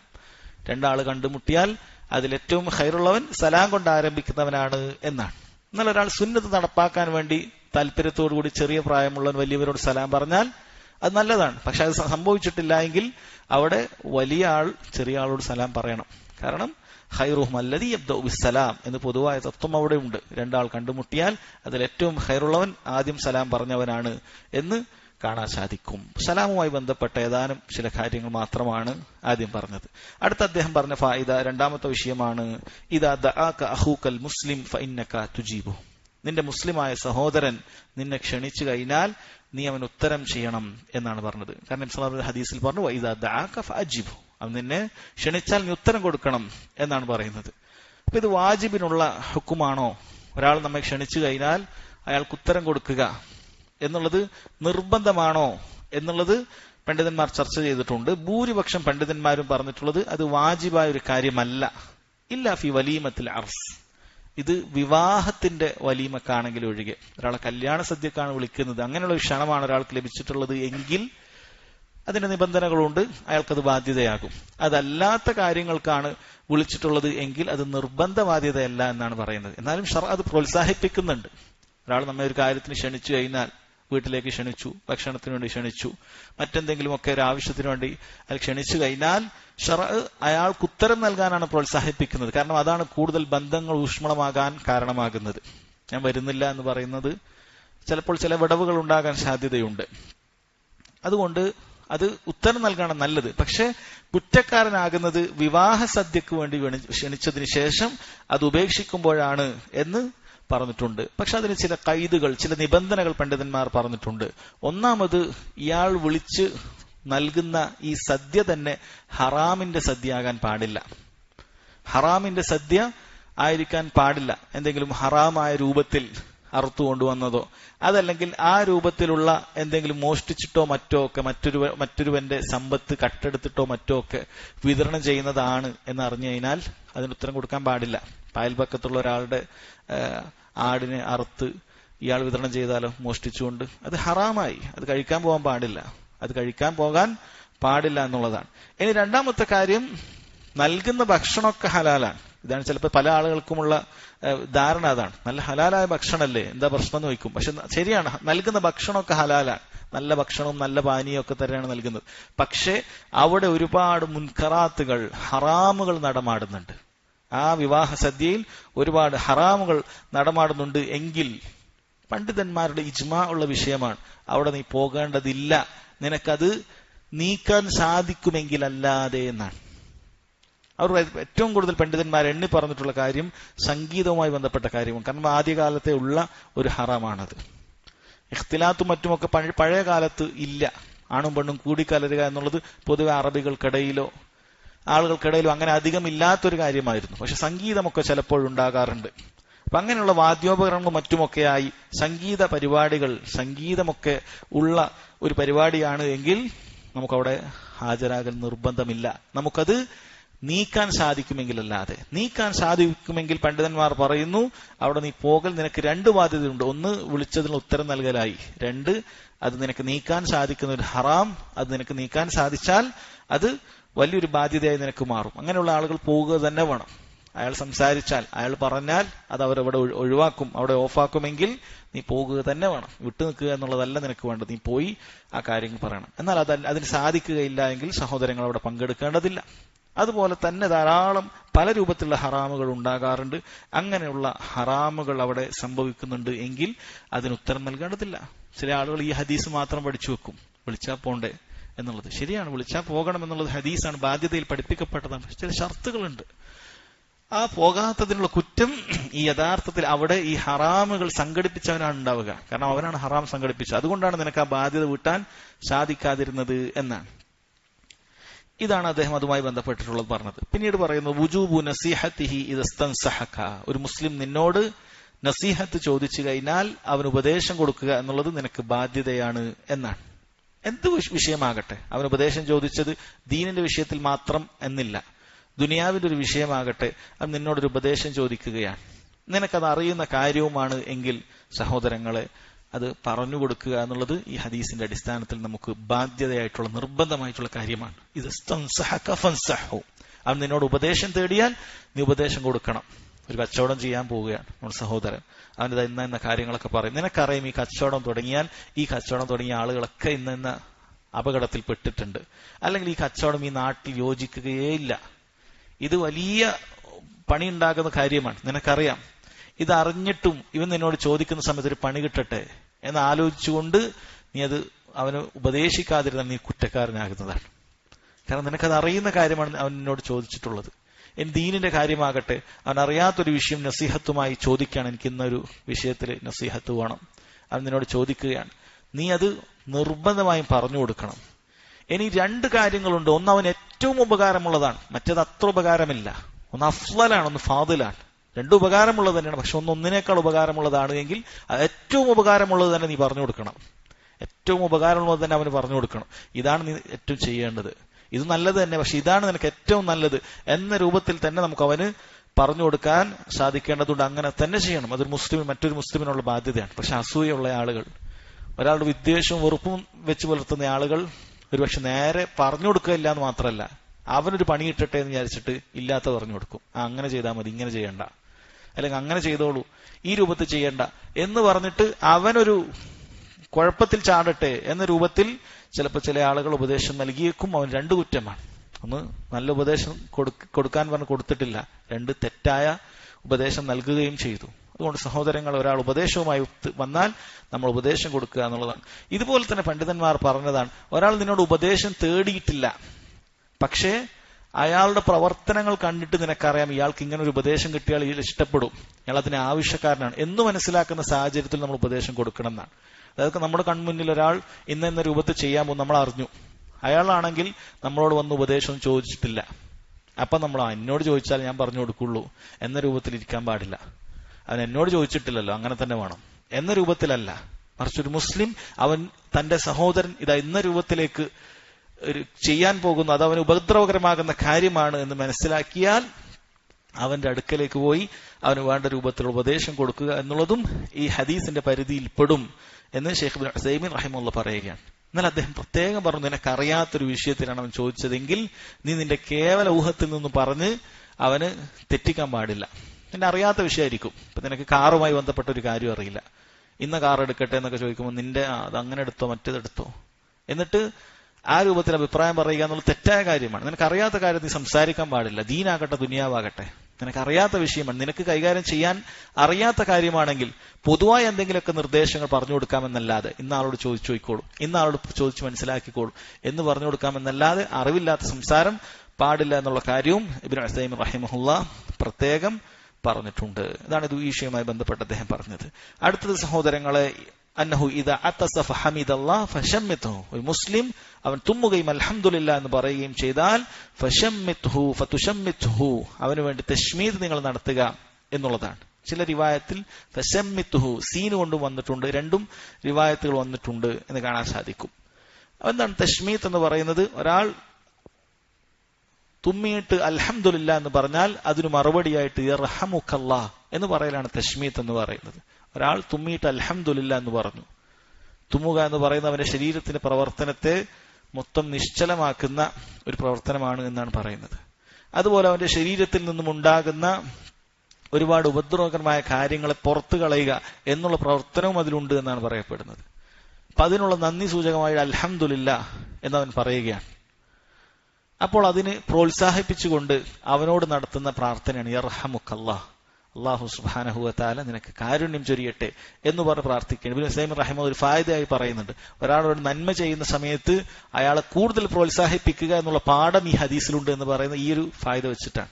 കാരണം അൽഹംദുലില്ലാഹ് എന്ന് പറഞ്ഞപ്പോൾ അയാൾ നല്ലൊരു കാര്യമാണ് ചെയ്തത്. അപ്പോൾ അയാൾ കൂടുതൽ പ്രോത്സാഹിപ്പിക്കണം. യർഹമുക്കല്ലാഹ് ഒരു പ്രാർത്ഥനയും കൂടി അയാൾക്ക്, നിനക്ക് അള്ളാഹുവിന്റെ കാരുണ്യം ഉണ്ടാകട്ടെ, റഹ്മത്തുണ്ടാകട്ടെ എന്ന് വന്ന് പ്രാർത്ഥിക്കുകയും ചെയ്യുകയാണ്. എന്നാൽ ഇതാ എല്ലാ സന്ദർഭങ്ങളിലും പ്രാർത്ഥിക്കേണ്ടതില്ല. ഒന്നാമത്തെ കാര്യം, ഇയാൾ അൽഹംദുലില്ലാഹ് എന്ന് പറയേണ്ടതുണ്ട്. അപ്പോഴേ നമ്മൾ യർഹമുക്കല്ലാഹ് എന്ന് പറയേണ്ടതുള്ളൂ. ഒരാൾ അൽഹംദുലില്ലാഹ് എന്ന് പറഞ്ഞിട്ടില്ല എങ്കിൽ സഹോദരങ്ങൾ അവിടെ യർഹമുക്കല്ലാഹ് എന്ന് പറയേണ്ടതില്ല എന്ന് തന്നെ ഹദീസിൽ നമുക്ക് കാണാൻ സാധിക്കുന്നതാണ്. കാരണം രണ്ടാളുകൾ വന്ന് നബി സല്ലല്ലാഹു അലൈഹി വസല്ലമയുടെ അടുക്കൽ വന്നിട്ട് രണ്ടാളുകൾ തുമ്മി. ഒരാൾ അൽഹംദുലില്ലാഹ് എന്ന് പറഞ്ഞു, ഒരാൾ പറഞ്ഞില്ല.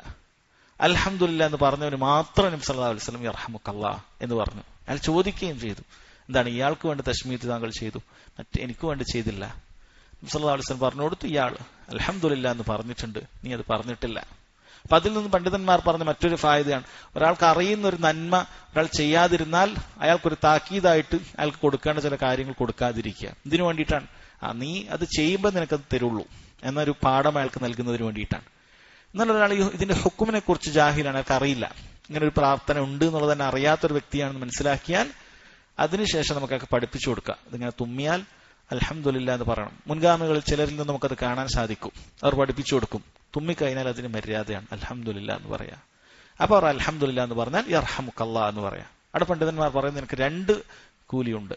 ഒന്ന് യർഹമുക്കല്ലാഹ് എന്ന് പറഞ്ഞ് തശ്മീത്ത് ചെയ്തതിന്റെ ബാധ്യത നിർവഹിച്ചതിന്, രണ്ട് അയാളെ നീ പഠിപ്പിച്ചതിന്, ഈ ഇൽമ് അയാൾക്ക് പഠിപ്പിച്ചു കൊടുത്തതിന്. എന്നാൽ ഈ ഇൽമ അറിയുന്ന ഒരാളാണ് അയാൾ അൽഹംദുലില്ലാഹ് എന്ന് പറഞ്ഞിട്ടില്ല എങ്കിൽ പണ്ഡിതന്മാർ പറയുന്നു അവനെ ഓർമ്മിപ്പിക്കേണ്ടതില്ല. കാരണം അവനൊരു സ്വന്തം നിലക്കൊരു പ്രതിഫലം നഷ്ടപ്പെടുത്തി, അതുകൊണ്ട് അവന് ദുആ ഇല്ല. എന്നാൽ ആ ദുആ അൽഹംദുലില്ലാഹ് പറഞ്ഞവന് യർഹമുക്കല്ലാഹ് എന്ന് പറയുന്ന പ്രാർത്ഥനയുമുണ്ട് എന്നാണ്. ഒന്നാമത്തെ കാര്യം ഇതാണ്. എന്നാൽ രണ്ടാമത്തെ കാര്യമായി പണ്ഡിതന്മാർ പറഞ്ഞത്, ചില സമയങ്ങളിൽ നമുക്ക് മറുപടി പറയൽ അനുവദനീയമല്ലാത്ത സന്ദർഭങ്ങളുണ്ട്. അതിൽപ്പെട്ടതാണ് ജുമാ നടക്കുന്ന സമയം. ഇപ്പൊ ജുമാ നടക്കുന്ന സമയം നമ്മുടെ തൊട്ടടുത്തുള്ളയാൾ തുമ്മിയിട്ട് അൽഹംദുലില്ലാഹ് എന്ന് പറഞ്ഞാൽ നമ്മൾ യർഹമുക്കല്ലാഹ് പറയേണ്ടതില്ല. കാരണം നബി സല്ലല്ലാഹു അലൈഹി വസല്ലം പറഞ്ഞു, ഇദാ ഖുൽത ലി സാഹിബിക യൗമൽ ജുമുഅ വൽ ഇമാമു യഖ്തുബ് യൗമൽ ജുമുഅ അൻസിത് വൽ ഇമാമു യഖ്തുബ് ഫഖദ് ലഗൗത.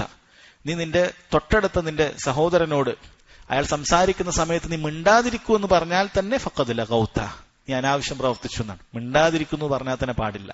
പിന്നെ ഇത് തീരെ പാടില്ലാത്ത കാര്യമാണ്. അപ്പൊ ജുമുഅ നടക്കുന്ന സമയത്ത് ഒരാൾ തുമ്മിയാൽ അയാൾക്ക് അൽഹംദുലില്ലാഹ് സ്വന്തമായി നല്ല പറയാം, പക്ഷേ യർഹമുക്കല്ലാഹ് നമ്മൾ മറുപടി പറയേണ്ടതില്ല. അത് ഒരാൾ തുമ്മിയാൽ യർഹമുക്കല്ലാ എന്ന് പറയുന്നത് പൊതുവായിട്ടുള്ള നിയമമാണ് എങ്കിലും ചില സന്ദർഭങ്ങളിൽ അത് പറയേണ്ടതില്ല. അതിൽപ്പെട്ടതാണ് ഖുതുബ നടന്നുകൊണ്ടിരിക്കുന്ന സമയത്ത്, ഇമാം ഖുതുബ പറഞ്ഞുകൊണ്ടിരിക്കുന്ന സമയത്ത് ഒരാൾ തുമ്മിയാൽ അയാൾ അൽഹംദുലില്ലാ പറഞ്ഞാൽ നമ്മൾ യർഹമുക്കല്ലാ എന്നത് കേട്ടാലും പറയേണ്ടതില്ല എന്നാണ്. അതുപോലെ തന്നെയാണ് നിസ്കാരത്തിന്റെ സമയത്ത്. നമ്മൾ നിസ്കരിച്ചുകൊണ്ടിരിക്കുമ്പോൾ ഒരാൾ തുമ്മിയാൽ അയാൾക്ക് അൽഹംദുലില്ലാ പറയാവുന്നതാണ്. ഒരാൾക്ക് തുമ്മിയാൽ അയാൾക്ക് അൽഹംദുലില്ലാ എന്ന് പറയാവുന്നതാണ്. കാരണം അൽഹംദുലില്ലാ എന്ന് പറയുന്നത് ദിക്റാണ്, നിസ്കാരത്തിൽപ്പെട്ട ദിക്ർ തന്നെയാണ്. നിസ്കാരത്തിൽ അൽഹംദുലില്ലാ ഉണ്ട്. നമ്മൾ ഫാത്തിഹ ആരംഭിക്കുന്നതിന് അൽഹംദുലില്ലാഹി റബ്ബിൽ ആലമീൻ എന്നാണ്. അതുകൊണ്ട് അത് അനുവദനീയമാണെന്നാണ് പണ്ഡിതന്മാർ പറഞ്ഞത്. പക്ഷേ നിസ്കാരത്തിൽ പരസ്പരമുള്ള സംസാരം പാടില്ല. യർഹമുക്കല്ലാ എന്ന് പറയൽ അള്ളാഹു നിനക്ക് കാരുണ്യം ചെയ്യട്ടെ എന്ന് പറയൽ സംസാരമാണ്. നിസ്കാരത്തിൽ മനഃപൂർവ്വം സംസാരം പാടില്ല എന്നുള്ളതാണ്. അതുകൊണ്ട് തന്നെ അത് അനുവദനീയമല്ല. അപ്പൊ അവിടെയും യർഹമുക്കല്ലാ എന്ന് പറയേണ്ടതില്ല. അതുപോലെ സഹോദരങ്ങളെ ഹദീസിൽ കാണാൻ സാധിക്കും, ഒരാൾ 3 പ്രാവശ്യം തുമ്മി, 4ാമത്തെ പ്രാവശ്യം തുമ്മി അയാൾ അൽഹംദുലില്ലാ എന്ന് പറഞ്ഞാൽ അവിടെ യർഹമുക്കല്ലാ എന്ന ആവശ്യമില്ല. നബി സല്ലല്ലാഹു അലൈഹി വസല്ലം പറഞ്ഞത് ആഫാക്കല്ലാ ഇന്നക മസ്കൂം, അള്ളാഹു നിനക്ക് സൗഖ്യം നൽകട്ടെ, നിനക്ക് ജലദോഷമാണ് എന്നാണ് നബി സല്ലല്ലാഹു അലൈഹി വസല്ലം പറഞ്ഞത്. നിനക്ക് ജലദോഷം ബാധിച്ചിട്ടുണ്ട്, രോഗിയാണ് എന്നാണ് പറഞ്ഞത്. അപ്പോൾ ചിലപ്പോൾ തുമ്മൽ ഇങ്ങനെ തുമ്മിക്കൊണ്ടേയിരിക്കും, അലർജി കൊണ്ടോ ജലദോഷം കൊണ്ടോ ഒരാൾ തുമ്മിക്കൊണ്ടേയിരിക്കുമ്പോൾ നമ്മൾ 4ഉം 5ഉം പ്രാവശ്യത്തിനൊക്കെ നമ്മൾ യർഹമുക്കല്ലാ എന്ന് പറയേണ്ടതില്ല. അയാൾക്ക് ദുആ ചെയ്യാം, അല്ലാഹു യശ്ഫീക്, അള്ളാഹു നിനക്ക് ഷിഫ നൽകട്ടെ, അല്ലെങ്കിൽ അല്ലാഹു യുആഫീക്, അല്ലെങ്കിൽ ആഫാക്കല്ലാ, അള്ളാഹു നിനക്ക് ആഫിയത്ത് നൽകട്ടെ, സൗഖ്യം നൽകട്ടെ എന്ന് പറഞ്ഞ് നമ്മൾ ആരോഗ്യത്തിന് വേണ്ടി പ്രാർത്ഥിക്കുക എന്നുള്ളത് മാത്രമേ അവിടെ ഉള്ളൂ എന്ന് കാണാൻ സാധിക്കും. ഇനി ഈ തശ്മീദ് ചൊല്ലുക എന്നുള്ളത് അത് സുന്നത്താണോ അല്ലെ വാജിബാണോ? വാജിബാണെന്നാണ് ബഹുഭൂരിപക്ഷം പണ്ഡിതന്മാരുടെയും അഭിപ്രായം. കേൾക്കുന്ന ഓരോരുത്തർക്കും വാജിബാണ് എന്നാണ്. കാരണം ഹദീസിൽ വന്നിട്ടുള്ളത് ഇദാ അതസ അഹദുക്കും വഹമിദല്ലാഹ്, ഒരാൾ തുമ്മിയിട്ട് അൽഹംദുലില്ലാ എന്ന് പറഞ്ഞാൽ കാന ഹഖ്ഖൻ അലാ കുല്ലി മുസ്ലിമിൻ സമിഅഹു അൻ യഖൂല ലഹു യർഹമുക്കല്ലാഹ്, അത് കേൾക്കുന്ന മുഴുവൻ മുസ്ലിമിനും ബാധ്യതയായിട്ടുള്ളത് അവനോട് യർഹമുക്കല്ലാ എന്ന് പറയലാണ് എന്നാണ്. ഇമാം ബുഖാരിയൊക്കെ ഉദ്ധരിച്ചിട്ടുള്ള ഹദീസാണിത്. അപ്പൊ കേട്ട ഓരോരുത്തരും പറയണം, ഒരാൾ പറഞ്ഞാൽ പോരാ, കേട്ട ഓരോരുത്തരും യർഹമുക്കല്ലാ എന്ന് പ്രാർത്ഥിക്കേണ്ടതുണ്ട്. ഇത് ഈ ഹദീസിന്റെ അടിസ്ഥാനത്തിൽ നിർബന്ധ ബാധ്യതയാണ് എന്ന് തന്നെയാണ് ഭൂരിഭാഗം പണ്ഡിതന്മാരും പറഞ്ഞിട്ടുള്ളത്. യർഹമുക്കല്ലാ എന്ന് നിർബന്ധമായി പറയേണ്ടതുണ്ട്. 2 ആളോ മറ്റോ ഉണ്ടെങ്കിൽ യർഹമുക്കുമല്ലാ, ഒരുപാട് ആളുകൾ യർഹമുക്കുമുല്ലാ, 2-3 ഒരുമിച്ചുണ്ടായാൽ ആ രൂപത്തിലൊക്കെ പറയേണ്ടത്. കാരണം നിർബന്ധ ബാധ്യതയാണ്, സുന്നത്തല്ല എന്നാണ് പണ്ഡിതന്മാർ പറഞ്ഞിട്ടുള്ളത്. പക്ഷെ ഇതൊന്നും ഒരുപാട് മുസ്ലിമീങ്ങൾക്ക് ഇങ്ങനെയുള്ള സുന്നത്തുകളും അറിയുകയില്ല. അവർ തുമ്മുന്നു, അവർ തന്നെ അൽഹംദുലില്ലാ പറയുന്നത് കാണുകയില്ല. മറ്റെന്തെങ്കിലും ഒച്ചയൊക്കെ ഉണ്ടാക്കി ആ രൂപത്തിലൊക്കെ എന്തെങ്കിലുമൊക്കെ പറഞ്ഞ് മൂക്കൊക്കെ പിന്നെ അങ്ങനെ പോകും. അൽഹംദുലില്ലാ ഇല്ല. കേട്ടാൽ തന്നെ ഇവനെ യർഹമുക്കല്ലാ ഒന്നും ഇവനറിയില്ല. ഇവനങ്ങനത്തെ ഒരു കാര്യമേ കേട്ടിട്ടില്ല. കാരണം മദ്രസയിൽ പണ്ടപ്പോഴോ പോയതാണ്. ഒന്നും ബുദ്ധിയില്ലാത്തൊരു കാലത്താണ് മദ്രസയിൽ പോയത്. പിന്നീട് അങ്ങനെയുള്ള ദീനിയായ വിദ്യാഭ്യാസമോ മതപഠനമോ ഒന്നുമില്ല. ഖുത്ബയാണെങ്കിൽ കേൾക്കുന്നത് അറബിയിലാണ്, എന്താണ് പറയുന്നത് അവനറിയില്ല. ഇങ്ങനെയുള്ള ധാരാളക്കണക്കിന് ആളുകളാണ് നമ്മളെ കൂടെ ഉള്ളത്. അതുകൊണ്ട് തന്നെ ഇതൊക്കെ നമുക്ക് നിസ്സാരമാണെന്ന് തോന്നുന്നെങ്കിലും ഇങ്ങനെ കണ്ടു കഴിഞ്ഞാൽ മറ്റു സദസ്സുകളിലൊക്കെ പോയാൽ നമുക്കത് പറഞ്ഞു കൊടുക്കാവുന്ന കാര്യമാണ്. കാരണം വലിയ പ്രതിഫലം കിട്ടുന്ന കാര്യമാണത്. തുമ്മിയാൽ ഇങ്ങനെ അൽഹംദുലില്ലാ പറയണം. അപ്പോൾ നീ യർഹമുക്കല്ലാ എന്നാണ് കേട്ടവൻ പറയേണ്ടത്. ഇത് കേട്ട് കഴിഞ്ഞാൽ സഹോദരങ്ങൾ ഇനി എന്താണ് മറ്റവന് പറയാനുള്ളത്?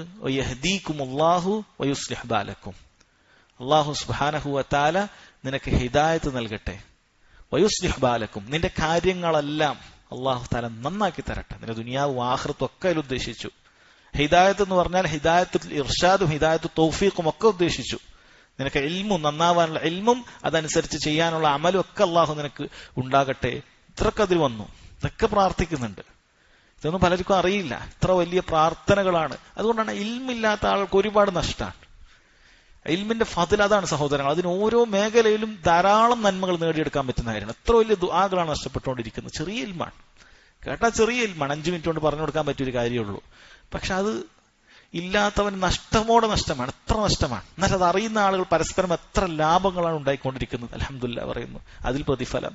യർഹമുക്കല്ലാ പറയുന്നു, അതിലും പ്രതിഫലം. ദുആയാണ്. വയഹ്ദീകുമുല്ലാഹു വയുസ്ലിഹു ബാലക്കും, അതിലും ദുആയാണ്, പ്രാർത്ഥനയാണ്. എത്ര പ്രതിഫലമാണ് സഹോദരങ്ങളെ. ഒരു മലക്കതിന് ആമീൻ പറഞ്ഞാൽ അല്ലാഹു സുബ്ഹാനഹു വതആല ഉടനെ അത് സ്വീകരിച്ചിരിക്കുന്നു.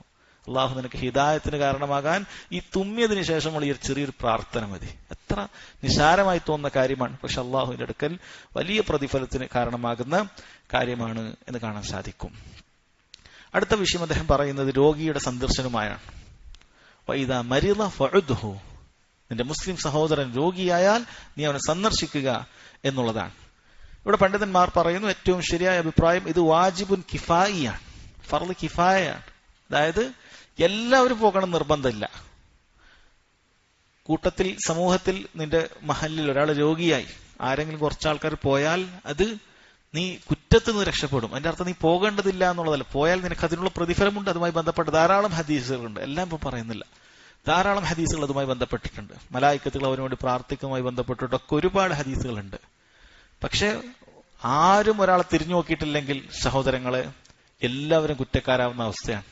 നമ്മുടെ കൂട്ടത്തിൽ ഒരാൾ രോഗിയായി കിടന്നിട്ട് ആരും തിരിഞ്ഞു നോക്കിയിട്ടില്ല എങ്കിൽ അത് വലിയ കുറ്റം, എല്ലാവർക്കും കുറ്റം ഉണ്ടാകുന്ന കാര്യമാണ്. അതുകൊണ്ട് നമ്മൾ അറിയേണ്ട കാര്യമാണ്. നമ്മുടെ സമൂഹത്തിൽ ചുറ്റുമൊക്കെയുള്ള ആളുകൾ ആരെങ്കിലുമൊക്കെ രോഗിയായിട്ടുണ്ടോ എന്ന് നമ്മൾ അറിയണം.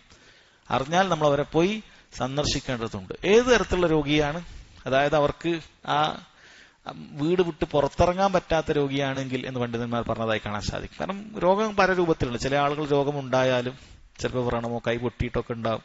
പക്ഷെ അയാൾ അങ്ങാടിയിലൊക്കെ വന്നു പോകുന്ന ആളാണെങ്കിൽ അയാളെ കുറിച്ചിട്ടല്ല പറഞ്ഞത്, മറിച്ച് അയാൾക്ക് പുറത്തിറങ്ങാൻ പറ്റാതെ രോഗം അയാളെ തടഞ്ഞു നിർത്തിയിരിക്കുകയാണ്. ആ രൂപത്തിൽ പ്രയാസമാണ്. അപ്പൊ അങ്ങനെയുള്ളൊരു വ്യക്തിയാണ് എങ്കിൽ സഹോദരങ്ങളെ അയാളെ ഫഅദുഹു സന്ദർശിക്കുക എന്നുള്ളത് നമുക്ക് ബാധ്യതയായിട്ടുള്ള കാര്യമാണ്. എന്നാൽ നിങ്ങൾക്ക് അറിയുന്ന കാര്യമാണ്, ചില രോഗങ്ങൾ അത് പകരുന്നതും സാംക്രമികമായ രോഗമായിരിക്കും. അങ്ങനെയൊക്കെ അറിയപ്പെട്ട ചില രോഗങ്ങളാണ് എങ്കിൽ അത്തരത്തിൽ നിങ്ങൾക്ക് അറിയാവുന്ന കാര്യമാണ്. അങ്ങനെ സന്ദർശനം എന്നുള്ളത് ഒഴിവാക്കുക എന്നുള്ളതാണ്. അയാൾക്കും സമൂഹത്തിനൊക്കെ നന്നാവുന്ന ചില കാര്യങ്ങൾ ഉണ്ടാകും, അത് ഒഴിവാക്കാവുന്നതാണ്. എന്നാൽ ഇവിടെ പണ്ഡിതന്മാർ പറഞ്ഞത് ഇനി ഒരാൾ അബോധാവസ്ഥയിലാണെന്ന് കരുതുക, അങ്ങനെയുള്ള അബോധാവസ്ഥയാണ്, അപ്പം അയാളെ പോയി കാണേണ്ടതുണ്ടോ എന്നാണ് പണ്ഡിതന്മാർ പറഞ്ഞത്. അപ്പോഴും അയാളെ പോയി കാണേണ്ടതുണ്ട്. കാരണം രോഗി സന്ദർശനം എന്ന് പറയുന്നത് കേവലം രോഗിയോടുള്ളൊരു ബാധ്യത മാത്രമല്ല, അയാൾ ആശ്വസിപ്പിക്കുക എന്ന് മാത്രമല്ല, മറിച്ച് നിനക്കല്ലാതെ തന്നെ പോയാൽ നിനക്ക് പ്രതിഫലമുണ്ട്. അതുപോലെ അയാളുടെ കുടുംബത്തിന് ഇതൊരു ആശ്വാസമായി തീരുന്ന കാര്യമാണ്. അയാളുടെ അവസ്ഥകളും മറ്റുമൊക്കെ ചോദിച്ചറിയാനും അത് കാരണമായി തീരുന്നതാണ്. കാരണം അയാൾ നമ്മെ തിരിച്ചറിയുന്നുണ്ടോ എന്നുള്ളത് അവിടെ നോക്കേണ്ടതില്ല എന്നും പണ്ഡിതന്മാർ പറഞ്ഞിട്ടുണ്ട്. ഇനി അതുമായി ബന്ധപ്പെട്ട പല അഹ്കാമുകളും ചർച്ച ചെയ്തതിൽ പെട്ടതാണ് രോഗി സന്ദർശനത്തിന് പോയാൽ ഒരുപാട് നേരം അവിടെ നിൽക്കാൻ പറ്റുമോ, അയാളുമായി സംസാരിച്ച് കുറെ നേരം ഇരിക്കാൻ പറ്റുമല്ലോ, പെട്ടെന്ന് പോരുകയാണോ വേണ്ടത്? പണ്ഡിതന്മാർ പറയുന്നു അത് ഓരോരുത്തരുടെയും സാഹചര്യവും സന്ദർഭവും നോക്കി തീരുമാനിക്കേണ്ടതാണ്. കാരണം ചില രോഗികളെ സംബന്ധിച്ചിടത്തോളം അവരുമായി സംസാരിച്ചിരിക്കുന്നത് അവർക്ക് കൂടുതൽ ഉപകാരമുണ്ടതോ അവർ ഇഷ്ടപ്പെടുന്നതുമായ കാര്യമായിരിക്കും. അവരതിന് ഇഷ്ടപ്പെടുന്നുണ്ടാവും. അവരോട് നല്ല കാര്യങ്ങളൊക്കെ സംസാരിക്കും. റഹിമുള്ള പറയുന്നുണ്ട്, അവർക്ക് സാധ്യമാകുന്ന രൂപത്തിൽ അവർക്ക് നല്ല സന്തോഷമുണ്ടാക്കുന്ന കാര്യങ്ങൾ, ഇനി പഴയ എന്തെങ്കിലുമൊക്കെ കഥകളൊക്കെ ഉണ്ട്, നല്ല കാര്യങ്ങളൊക്കെ ഉണ്ട്, അങ്ങനെയുള്ളൊക്കെ അവരോട് സംസാരിച്ച് മറ്റുമൊക്കെ അവിടെ ചെലവഴിക്കുക എന്നുള്ളത് നല്ല കാര്യമാണ് എന്ന് ഇബ്നു ഉസൈമീൻ റഹിമുള്ള പറഞ്ഞത് കാണാൻ സാധിക്കും. എന്നാൽ ചില ആളുകൾ അത് ഇഷ്ടപ്പെടുകയില്ല. ആളുകൾ കണ്ടു, പക്ഷെ അങ്ങനെ കൂടുതൽ മറ്റൊരാൾ നിൽക്കുന്നത് അയാൾക്ക് ഇഷ്ടപ്പെടുന്നില്ല, അല്ലെങ്കിൽ അങ്ങനെ ഒരു സാഹചര്യമാണ് എന്ന് തോന്നുകയാണ് എങ്കിൽ നമ്മൾ പെട്ടെന്ന് പോരുക എന്നാണ്. അവസ്ഥയും സാഹചര്യം ഒക്കെ പരിഗണിച്ചിട്ട് അങ്ങനെ ചെയ്യണം എന്ന് പറഞ്ഞത് കാണാൻ സാധിക്കും. അങ്ങനെയാണ് നമ്മളത് ചെയ്യേണ്ടത്. ഈ സഹോദരങ്ങളെ, അമുസ്ലിങ്ങളായ ആളുകൾ രോഗികളായാൽ അവരെ സന്ദർശിക്കേണ്ടതുണ്ടോ? പണ്ഡിതന്മാർ പറയുന്നത് ഒരു തഫ്സീലുണ്ട്. നേരത്തെ സലാം പറയുന്ന വിഷയവുമായി ബന്ധപ്പെട്ടതുപോലെ ഒറ്റ വാക്കല്ല, പറയാൻ പാടില്ല എന്നുള്ളതല്ല, മറിച്ച് അതിന് തഫ്സീലുണ്ട്. അങ്ങനെ പോയി കണ്ടുമുട്ടുന്നതിൽ എന്തെങ്കിലുമൊക്കെ വലിയ മസ്ലഹത്തുണ്ട്, നമ്മൾ പോയാൽ അൽ ഇസ്ലാമിലേക്ക് നമുക്ക് ക്ഷണിക്കാനും അൽ ഇസ്ലാമിലേക്ക് വരാൻ സാധ്യതയുണ്ട് എന്നൊക്കെ വല്ല ലക്ഷണങ്ങളും ഉണ്ട് എങ്കിൽ പോകുകയും അയാൾക്ക് ഇസ്ലാമിനെ കുറിച്ച് തൗഹീദിനെ കുറിച്ചൊക്കെ പറഞ്ഞു കൊടുക്കാൻ സാധിക്കുമെങ്കിൽ അത് ചെയ്യുക എന്നുള്ളത് സുന്നത്തായ കാര്യമാണ്. കാരണം നബി സല്ലല്ലാഹു അലൈഹി വസല്ലം അങ്ങനെ ചെയ്തിട്ടുണ്ട്. അവിടുന്ന് തന്റെ അമ്മായ അബ്ദുൽ മുത്തലിബിനെ അബൂ താലിബിനെ അവിടുന്ന് പോയി സന്ദർശിച്ചത് നമുക്കറിയാവുന്ന കാര്യമാണ്. പക്ഷെ അബൂ താലിബ് സ്വീകരിച്ചിരുന്നില്ല. അതുപോലെ ഒരു യഹൂദിയായ ബാലനെ നബി സല്ലല്ലാഹു അലൈഹി വസല്ലം കാണുകയും സന്ദർശിക്കുകയും അവന് ഇസ്ലാം പറഞ്ഞു കൊടുക്കുകയും അവൻ മുസ്ലിം ആവുകയും ചെയ്തത് അറിയാവുന്ന കാര്യമാണ്. അപ്പൊ അത് ആ രൂപത്തിൽ നമുക്ക് പോയിട്ട് അവിടെ ഇസ്ലാമിലേക്ക് ക്ഷണിക്കാൻ സാധിക്കുമെങ്കിൽ നമുക്ക് പോകാം, അതല്ലെങ്കിൽ പോകേണ്ടതില്ല. അങ്ങനെ ഒരു ബാധ്യത മറ്റു വിശ്വാസികളോട് നമുക്കില്ല. എന്നാൽ ആ അവിശ്വാസി കുടുംബ ബന്ധമുള്ളവനാണ് എങ്കിൽ പണ്ഡിതന്മാർ പറയുന്നു, പ്രത്യേകിച്ചും ഉപ്പയോ ഉമ്മയോ ഒക്കെയാണ് എങ്കിൽ, അത് മുസ്ലിം ആയിട്ടില്ല, ഇസ്ലാം സ്വീകരിച്ചിട്ടില്ല എങ്കിൽ അല്ലാഹു തആല പറഞ്ഞതുപോലെ വസാഹിബുഹുമാ ഫിദ് ദുനിയ മഅറൂഫ, ദുനിയാവിൽ അവരോട് ഏറ്റവും നന്നായി പെരുമാറാൻ പറഞ്ഞിട്ടുണ്ട്. അപ്പൊ അതിൽപ്പെട്ടതാണ് അവർ രോഗിയായാൽ പോയി അവരെ കാണുക, ആശ്വസിപ്പിക്കുക. അതൊക്കെ അനുവദനീയമായ കാര്യമാണ്. കുടുംബ ബന്ധമുള്ളവരാണ് എങ്കിൽ അങ്ങനെ ചെയ്യുക എന്നാണ്. അടുത്തത് ജനാദയെ സന്ദർശിക്കുന്നതും ജനാദയെ പിന്തുടരുന്നതുമായി ബന്ധപ്പെട്ട കാര്യമാണ്. അന്ന മിൻ ഹഖ്ഖിൽ മുസ്ലിമി ഇദാ മാത അൻ നത്തബിഉഹു ലിഖൗലിഹി സല്ലല്ലാഹു അലൈഹി വസല്ലം ഇദാ മാത ഫത്ബഉഹു. നബി സല്ലല്ലാഹു അലൈഹി വസല്ലം പറഞ്ഞു, ഒരു മുസ്ലിം മരിച്ചാൽ നീ അവനെ പിന്തുടരുക എന്നാണ്. ഇത് ഫർള് കിഫായ ആയിട്ടുള്ള കാര്യമാണ്. അതായത് ഒരു മഹലിൽ കുറച്ച് ആളുകളെങ്കിലും ജനാസ നിസ്കരിക്കാനും ജനാസ മക്ബറയിലേക്ക് കൊണ്ടുപോയി വെക്കാനും ഒക്കെ കുറച്ച് ആളുകളെങ്കിലും ഉണ്ടാകേണ്ടതുണ്ട്. ആരും അത് നിർവഹിച്ചിട്ടില്ലെങ്കിൽ എല്ലാവരും അത് കുറ്റക്കാരാകുന്ന കാര്യമാണ്. അത് എല്ലാവർക്കും ബാധ്യതയല്ല എന്ന് അറിയിക്കുന്ന ധാരാളം ഹദീസുകളുണ്ട്. കാരണം ചില ഹദീസുകൾ നബി സല്ലല്ലാഹു അലൈഹി വസല്ലം സഹാബത്തും ഇരിക്കുന്ന സമയത്ത് ചില ജനാസകൾ അവിടുത്തെ മുന്നിലൂടെ കൊണ്ടുപോകപ്പെടുകയും നബി സല്ലല്ലാഹു അലൈഹി വസല്ലം അതിനോടൊപ്പം ചേരാതിരിക്കുകയും ചെയ്ത സന്ദർഭങ്ങൾ കാണാൻ സാധിക്കും. അതുകൊണ്ടാണ് എല്ലാവർക്കും അത് ബാധ്യതയില്ല എന്ന് പറഞ്ഞിട്ടുള്ളത്. പക്ഷേ ഒരു ജനാസ പിന്തുടരുന്നതിന്, അതിന് പോയി നിസ്കരിക്കുന്നതിന്, അതിനുശേഷം മറമാടുന്നത് വരെ അതിനോടൊപ്പം ഉണ്ടാകുന്നതിന് വലിയ പ്രതിഫലമാണ്. നബി സല്ലല്ലാഹു അലൈഹി വസല്ലം പറഞ്ഞിട്ടുള്ളത്, അങ്ങനെ ജനാസയെ നിസ്കരിച്ചിട്ട് അവിടെ പോയി പിന്തുടരുകയും ചെയ്തിട്ട് മറമാടി കഴിഞ്ഞാൽ അയാൾക്ക് 2 ഖിറാത്ത് പ്രതിഫലമുണ്ട് എന്നാണ് പറഞ്ഞിട്ടുള്ളത്. സഹാബികൾ ചോദിച്ചു, അമൽ ഖിറാത്താൻ യാ റസൂലല്ലാഹ്, അല്ലാഹുവിന്റെ റസൂൽ എന്താണ് ഖിറാത്താൻ? അവിടുന്ന് പറഞ്ഞു, മിസ്ലുൽ ജബലൈനിൽ അളീമൈൻ, വമ്പിച്ച വലിയ മലകൾക്ക് സമാനമാണത്. അസ്ഗർഹുമാ മിസ്ലു ഉഹദ്, അതിൽ ഏറ്റവും ചെറുത് ഉഹദ് മലയോളമെങ്കിലും ഉണ്ട്. ഉഹദ് എന്ന് പറഞ്ഞാൽ നമുക്കറിയാം സിൽസിലത്തുൽ ജബലാണ്, പർവ്വത നിരകളാണത്. അത്രയും വലുതാണ് ഉഹദ്. അതിൽ ഏറ്റവും ചെറുത് അത്രയും ഉണ്ടെന്നാണ് പറഞ്ഞത്. അപ്പൊ അത്രയും വലിയ പ്രതിഫലം ഇതിനുണ്ട് എന്നാണ് പറഞ്ഞത്. ഇവിടെ ഒരാൾ മയ്യത്ത് നിസ്കരിച്ചു കഴിഞ്ഞാൽ അയാൾക്ക് ഒരു ഖിറാത്തുണ്ട് എന്നാണ്. പിന്നീട് അതിനുശേഷം മറമാടുന്നത് വരെ പോയാൽ അയാൾക്ക് മറ്റൊരു ഖിറാത്തുമുണ്ട്. അങ്ങനെ 2 ഖിറാത്ത് പ്രതിഫലം ഉണ്ട് എന്ന് ഹദീസ് കാണാൻ സാധിക്കും. പിന്നീട് ഇബ്നു ഉസൈമിൻ റഹിമഹുല്ലാഹ് ചർച്ച ചെയ്തത്, ചില സമയത്ത് ഇത്തരത്തിലുള്ള ജനാസ പിന്തുടരുന്നതിൽ നിന്നും തടസ്സമാകുന്ന ചില കാര്യങ്ങൾ ഉണ്ടാകാം. ചില നാടുകളിലൊക്കെ സംഗീതമായിട്ടൊക്കെ ജനാസയിൽ പോലുമുള്ള നാടുകളുണ്ട്. ഇനി വേറെ ചില സ്ഥലത്ത് പല രൂപത്തിലുള്ള ബിദ്അത്തുകളുണ്ട്. ഇബ്നു ഉസൈമിൻ റഹിമഹുല്ലാഹ് പറയുന്നുണ്ട്, ചില ആളുകൾക്ക് പല ദിക്റുകളൊക്കെ ചൊല്ലിയിട്ട് ജനാസയെ പിന്തുടരുന്നുണ്ട്. അത്തരത്തിലുള്ള ജനാസ പിന്തുടരേണ്ടതുണ്ടോ എന്ന ചോദ്യത്തിന് അദ്ദേഹം പറയുന്നത്, അത് പിന്തുടരേണ്ടതില്ല എന്നാണ്. അതിൽ നമുക്ക് മാറി നിൽക്കാവുന്നതാണ്. പിന്നീട് അദ്ദേഹത്തോട് ചോദിക്കപ്പെട്ടത്, മരിച്ച വ്യക്തിക്ക് ചിലപ്പോൾ അത്തരത്തിലുള്ള ഒരു വിഷയവുമായി ബന്ധപ്പെട്ടുണ്ടാവുകയില്ല, പക്ഷേ ആളുകളായിരിക്കും, കൂടെ പോകുന്ന ആളുകളായിരിക്കും അങ്ങനെ ചെയ്യുന്നത്. അവിടെയും അദ്ദേഹം പറയുന്നത്, ഇവിടെ നിർബന്ധമായും കുറച്ച് ആളുകളെങ്കിലും അതിന്റെ പിന്നിലുണ്ട് എങ്കിൽ നിന്റെ ബാധ്യത അവിടെ കഴിഞ്ഞിട്ടുണ്ട്, പിന്നെ നിനക്ക് അനുഗമിക്കൽ സുന്നത്തേ ഉള്ളൂ. ഇപ്പൊ സുന്നത്തിന് വേണ്ടിയിട്ട് നീ ഹറാമിൽ പങ്കെടുക്കേണ്ടതില്ല. പക്ഷെ ഒരു നിർബന്ധ ബാധ്യതയ്ക്ക് വേണ്ടിയാണെങ്കിൽ നിനക്ക് ലറൂറത്തിന് ആ കാര്യത്തിൽ നിനക്ക് അനുവദനീയമാകും. പക്ഷെ കുറച്ചാളുകളെങ്കിലും അത് ഉണ്ടായാൽ അവിടെ നിനക്ക് പിന്നെ നീ പോകുന്നത് ഒരു സുന്നത്തിന് വേണ്ടിയിട്ടാണ്.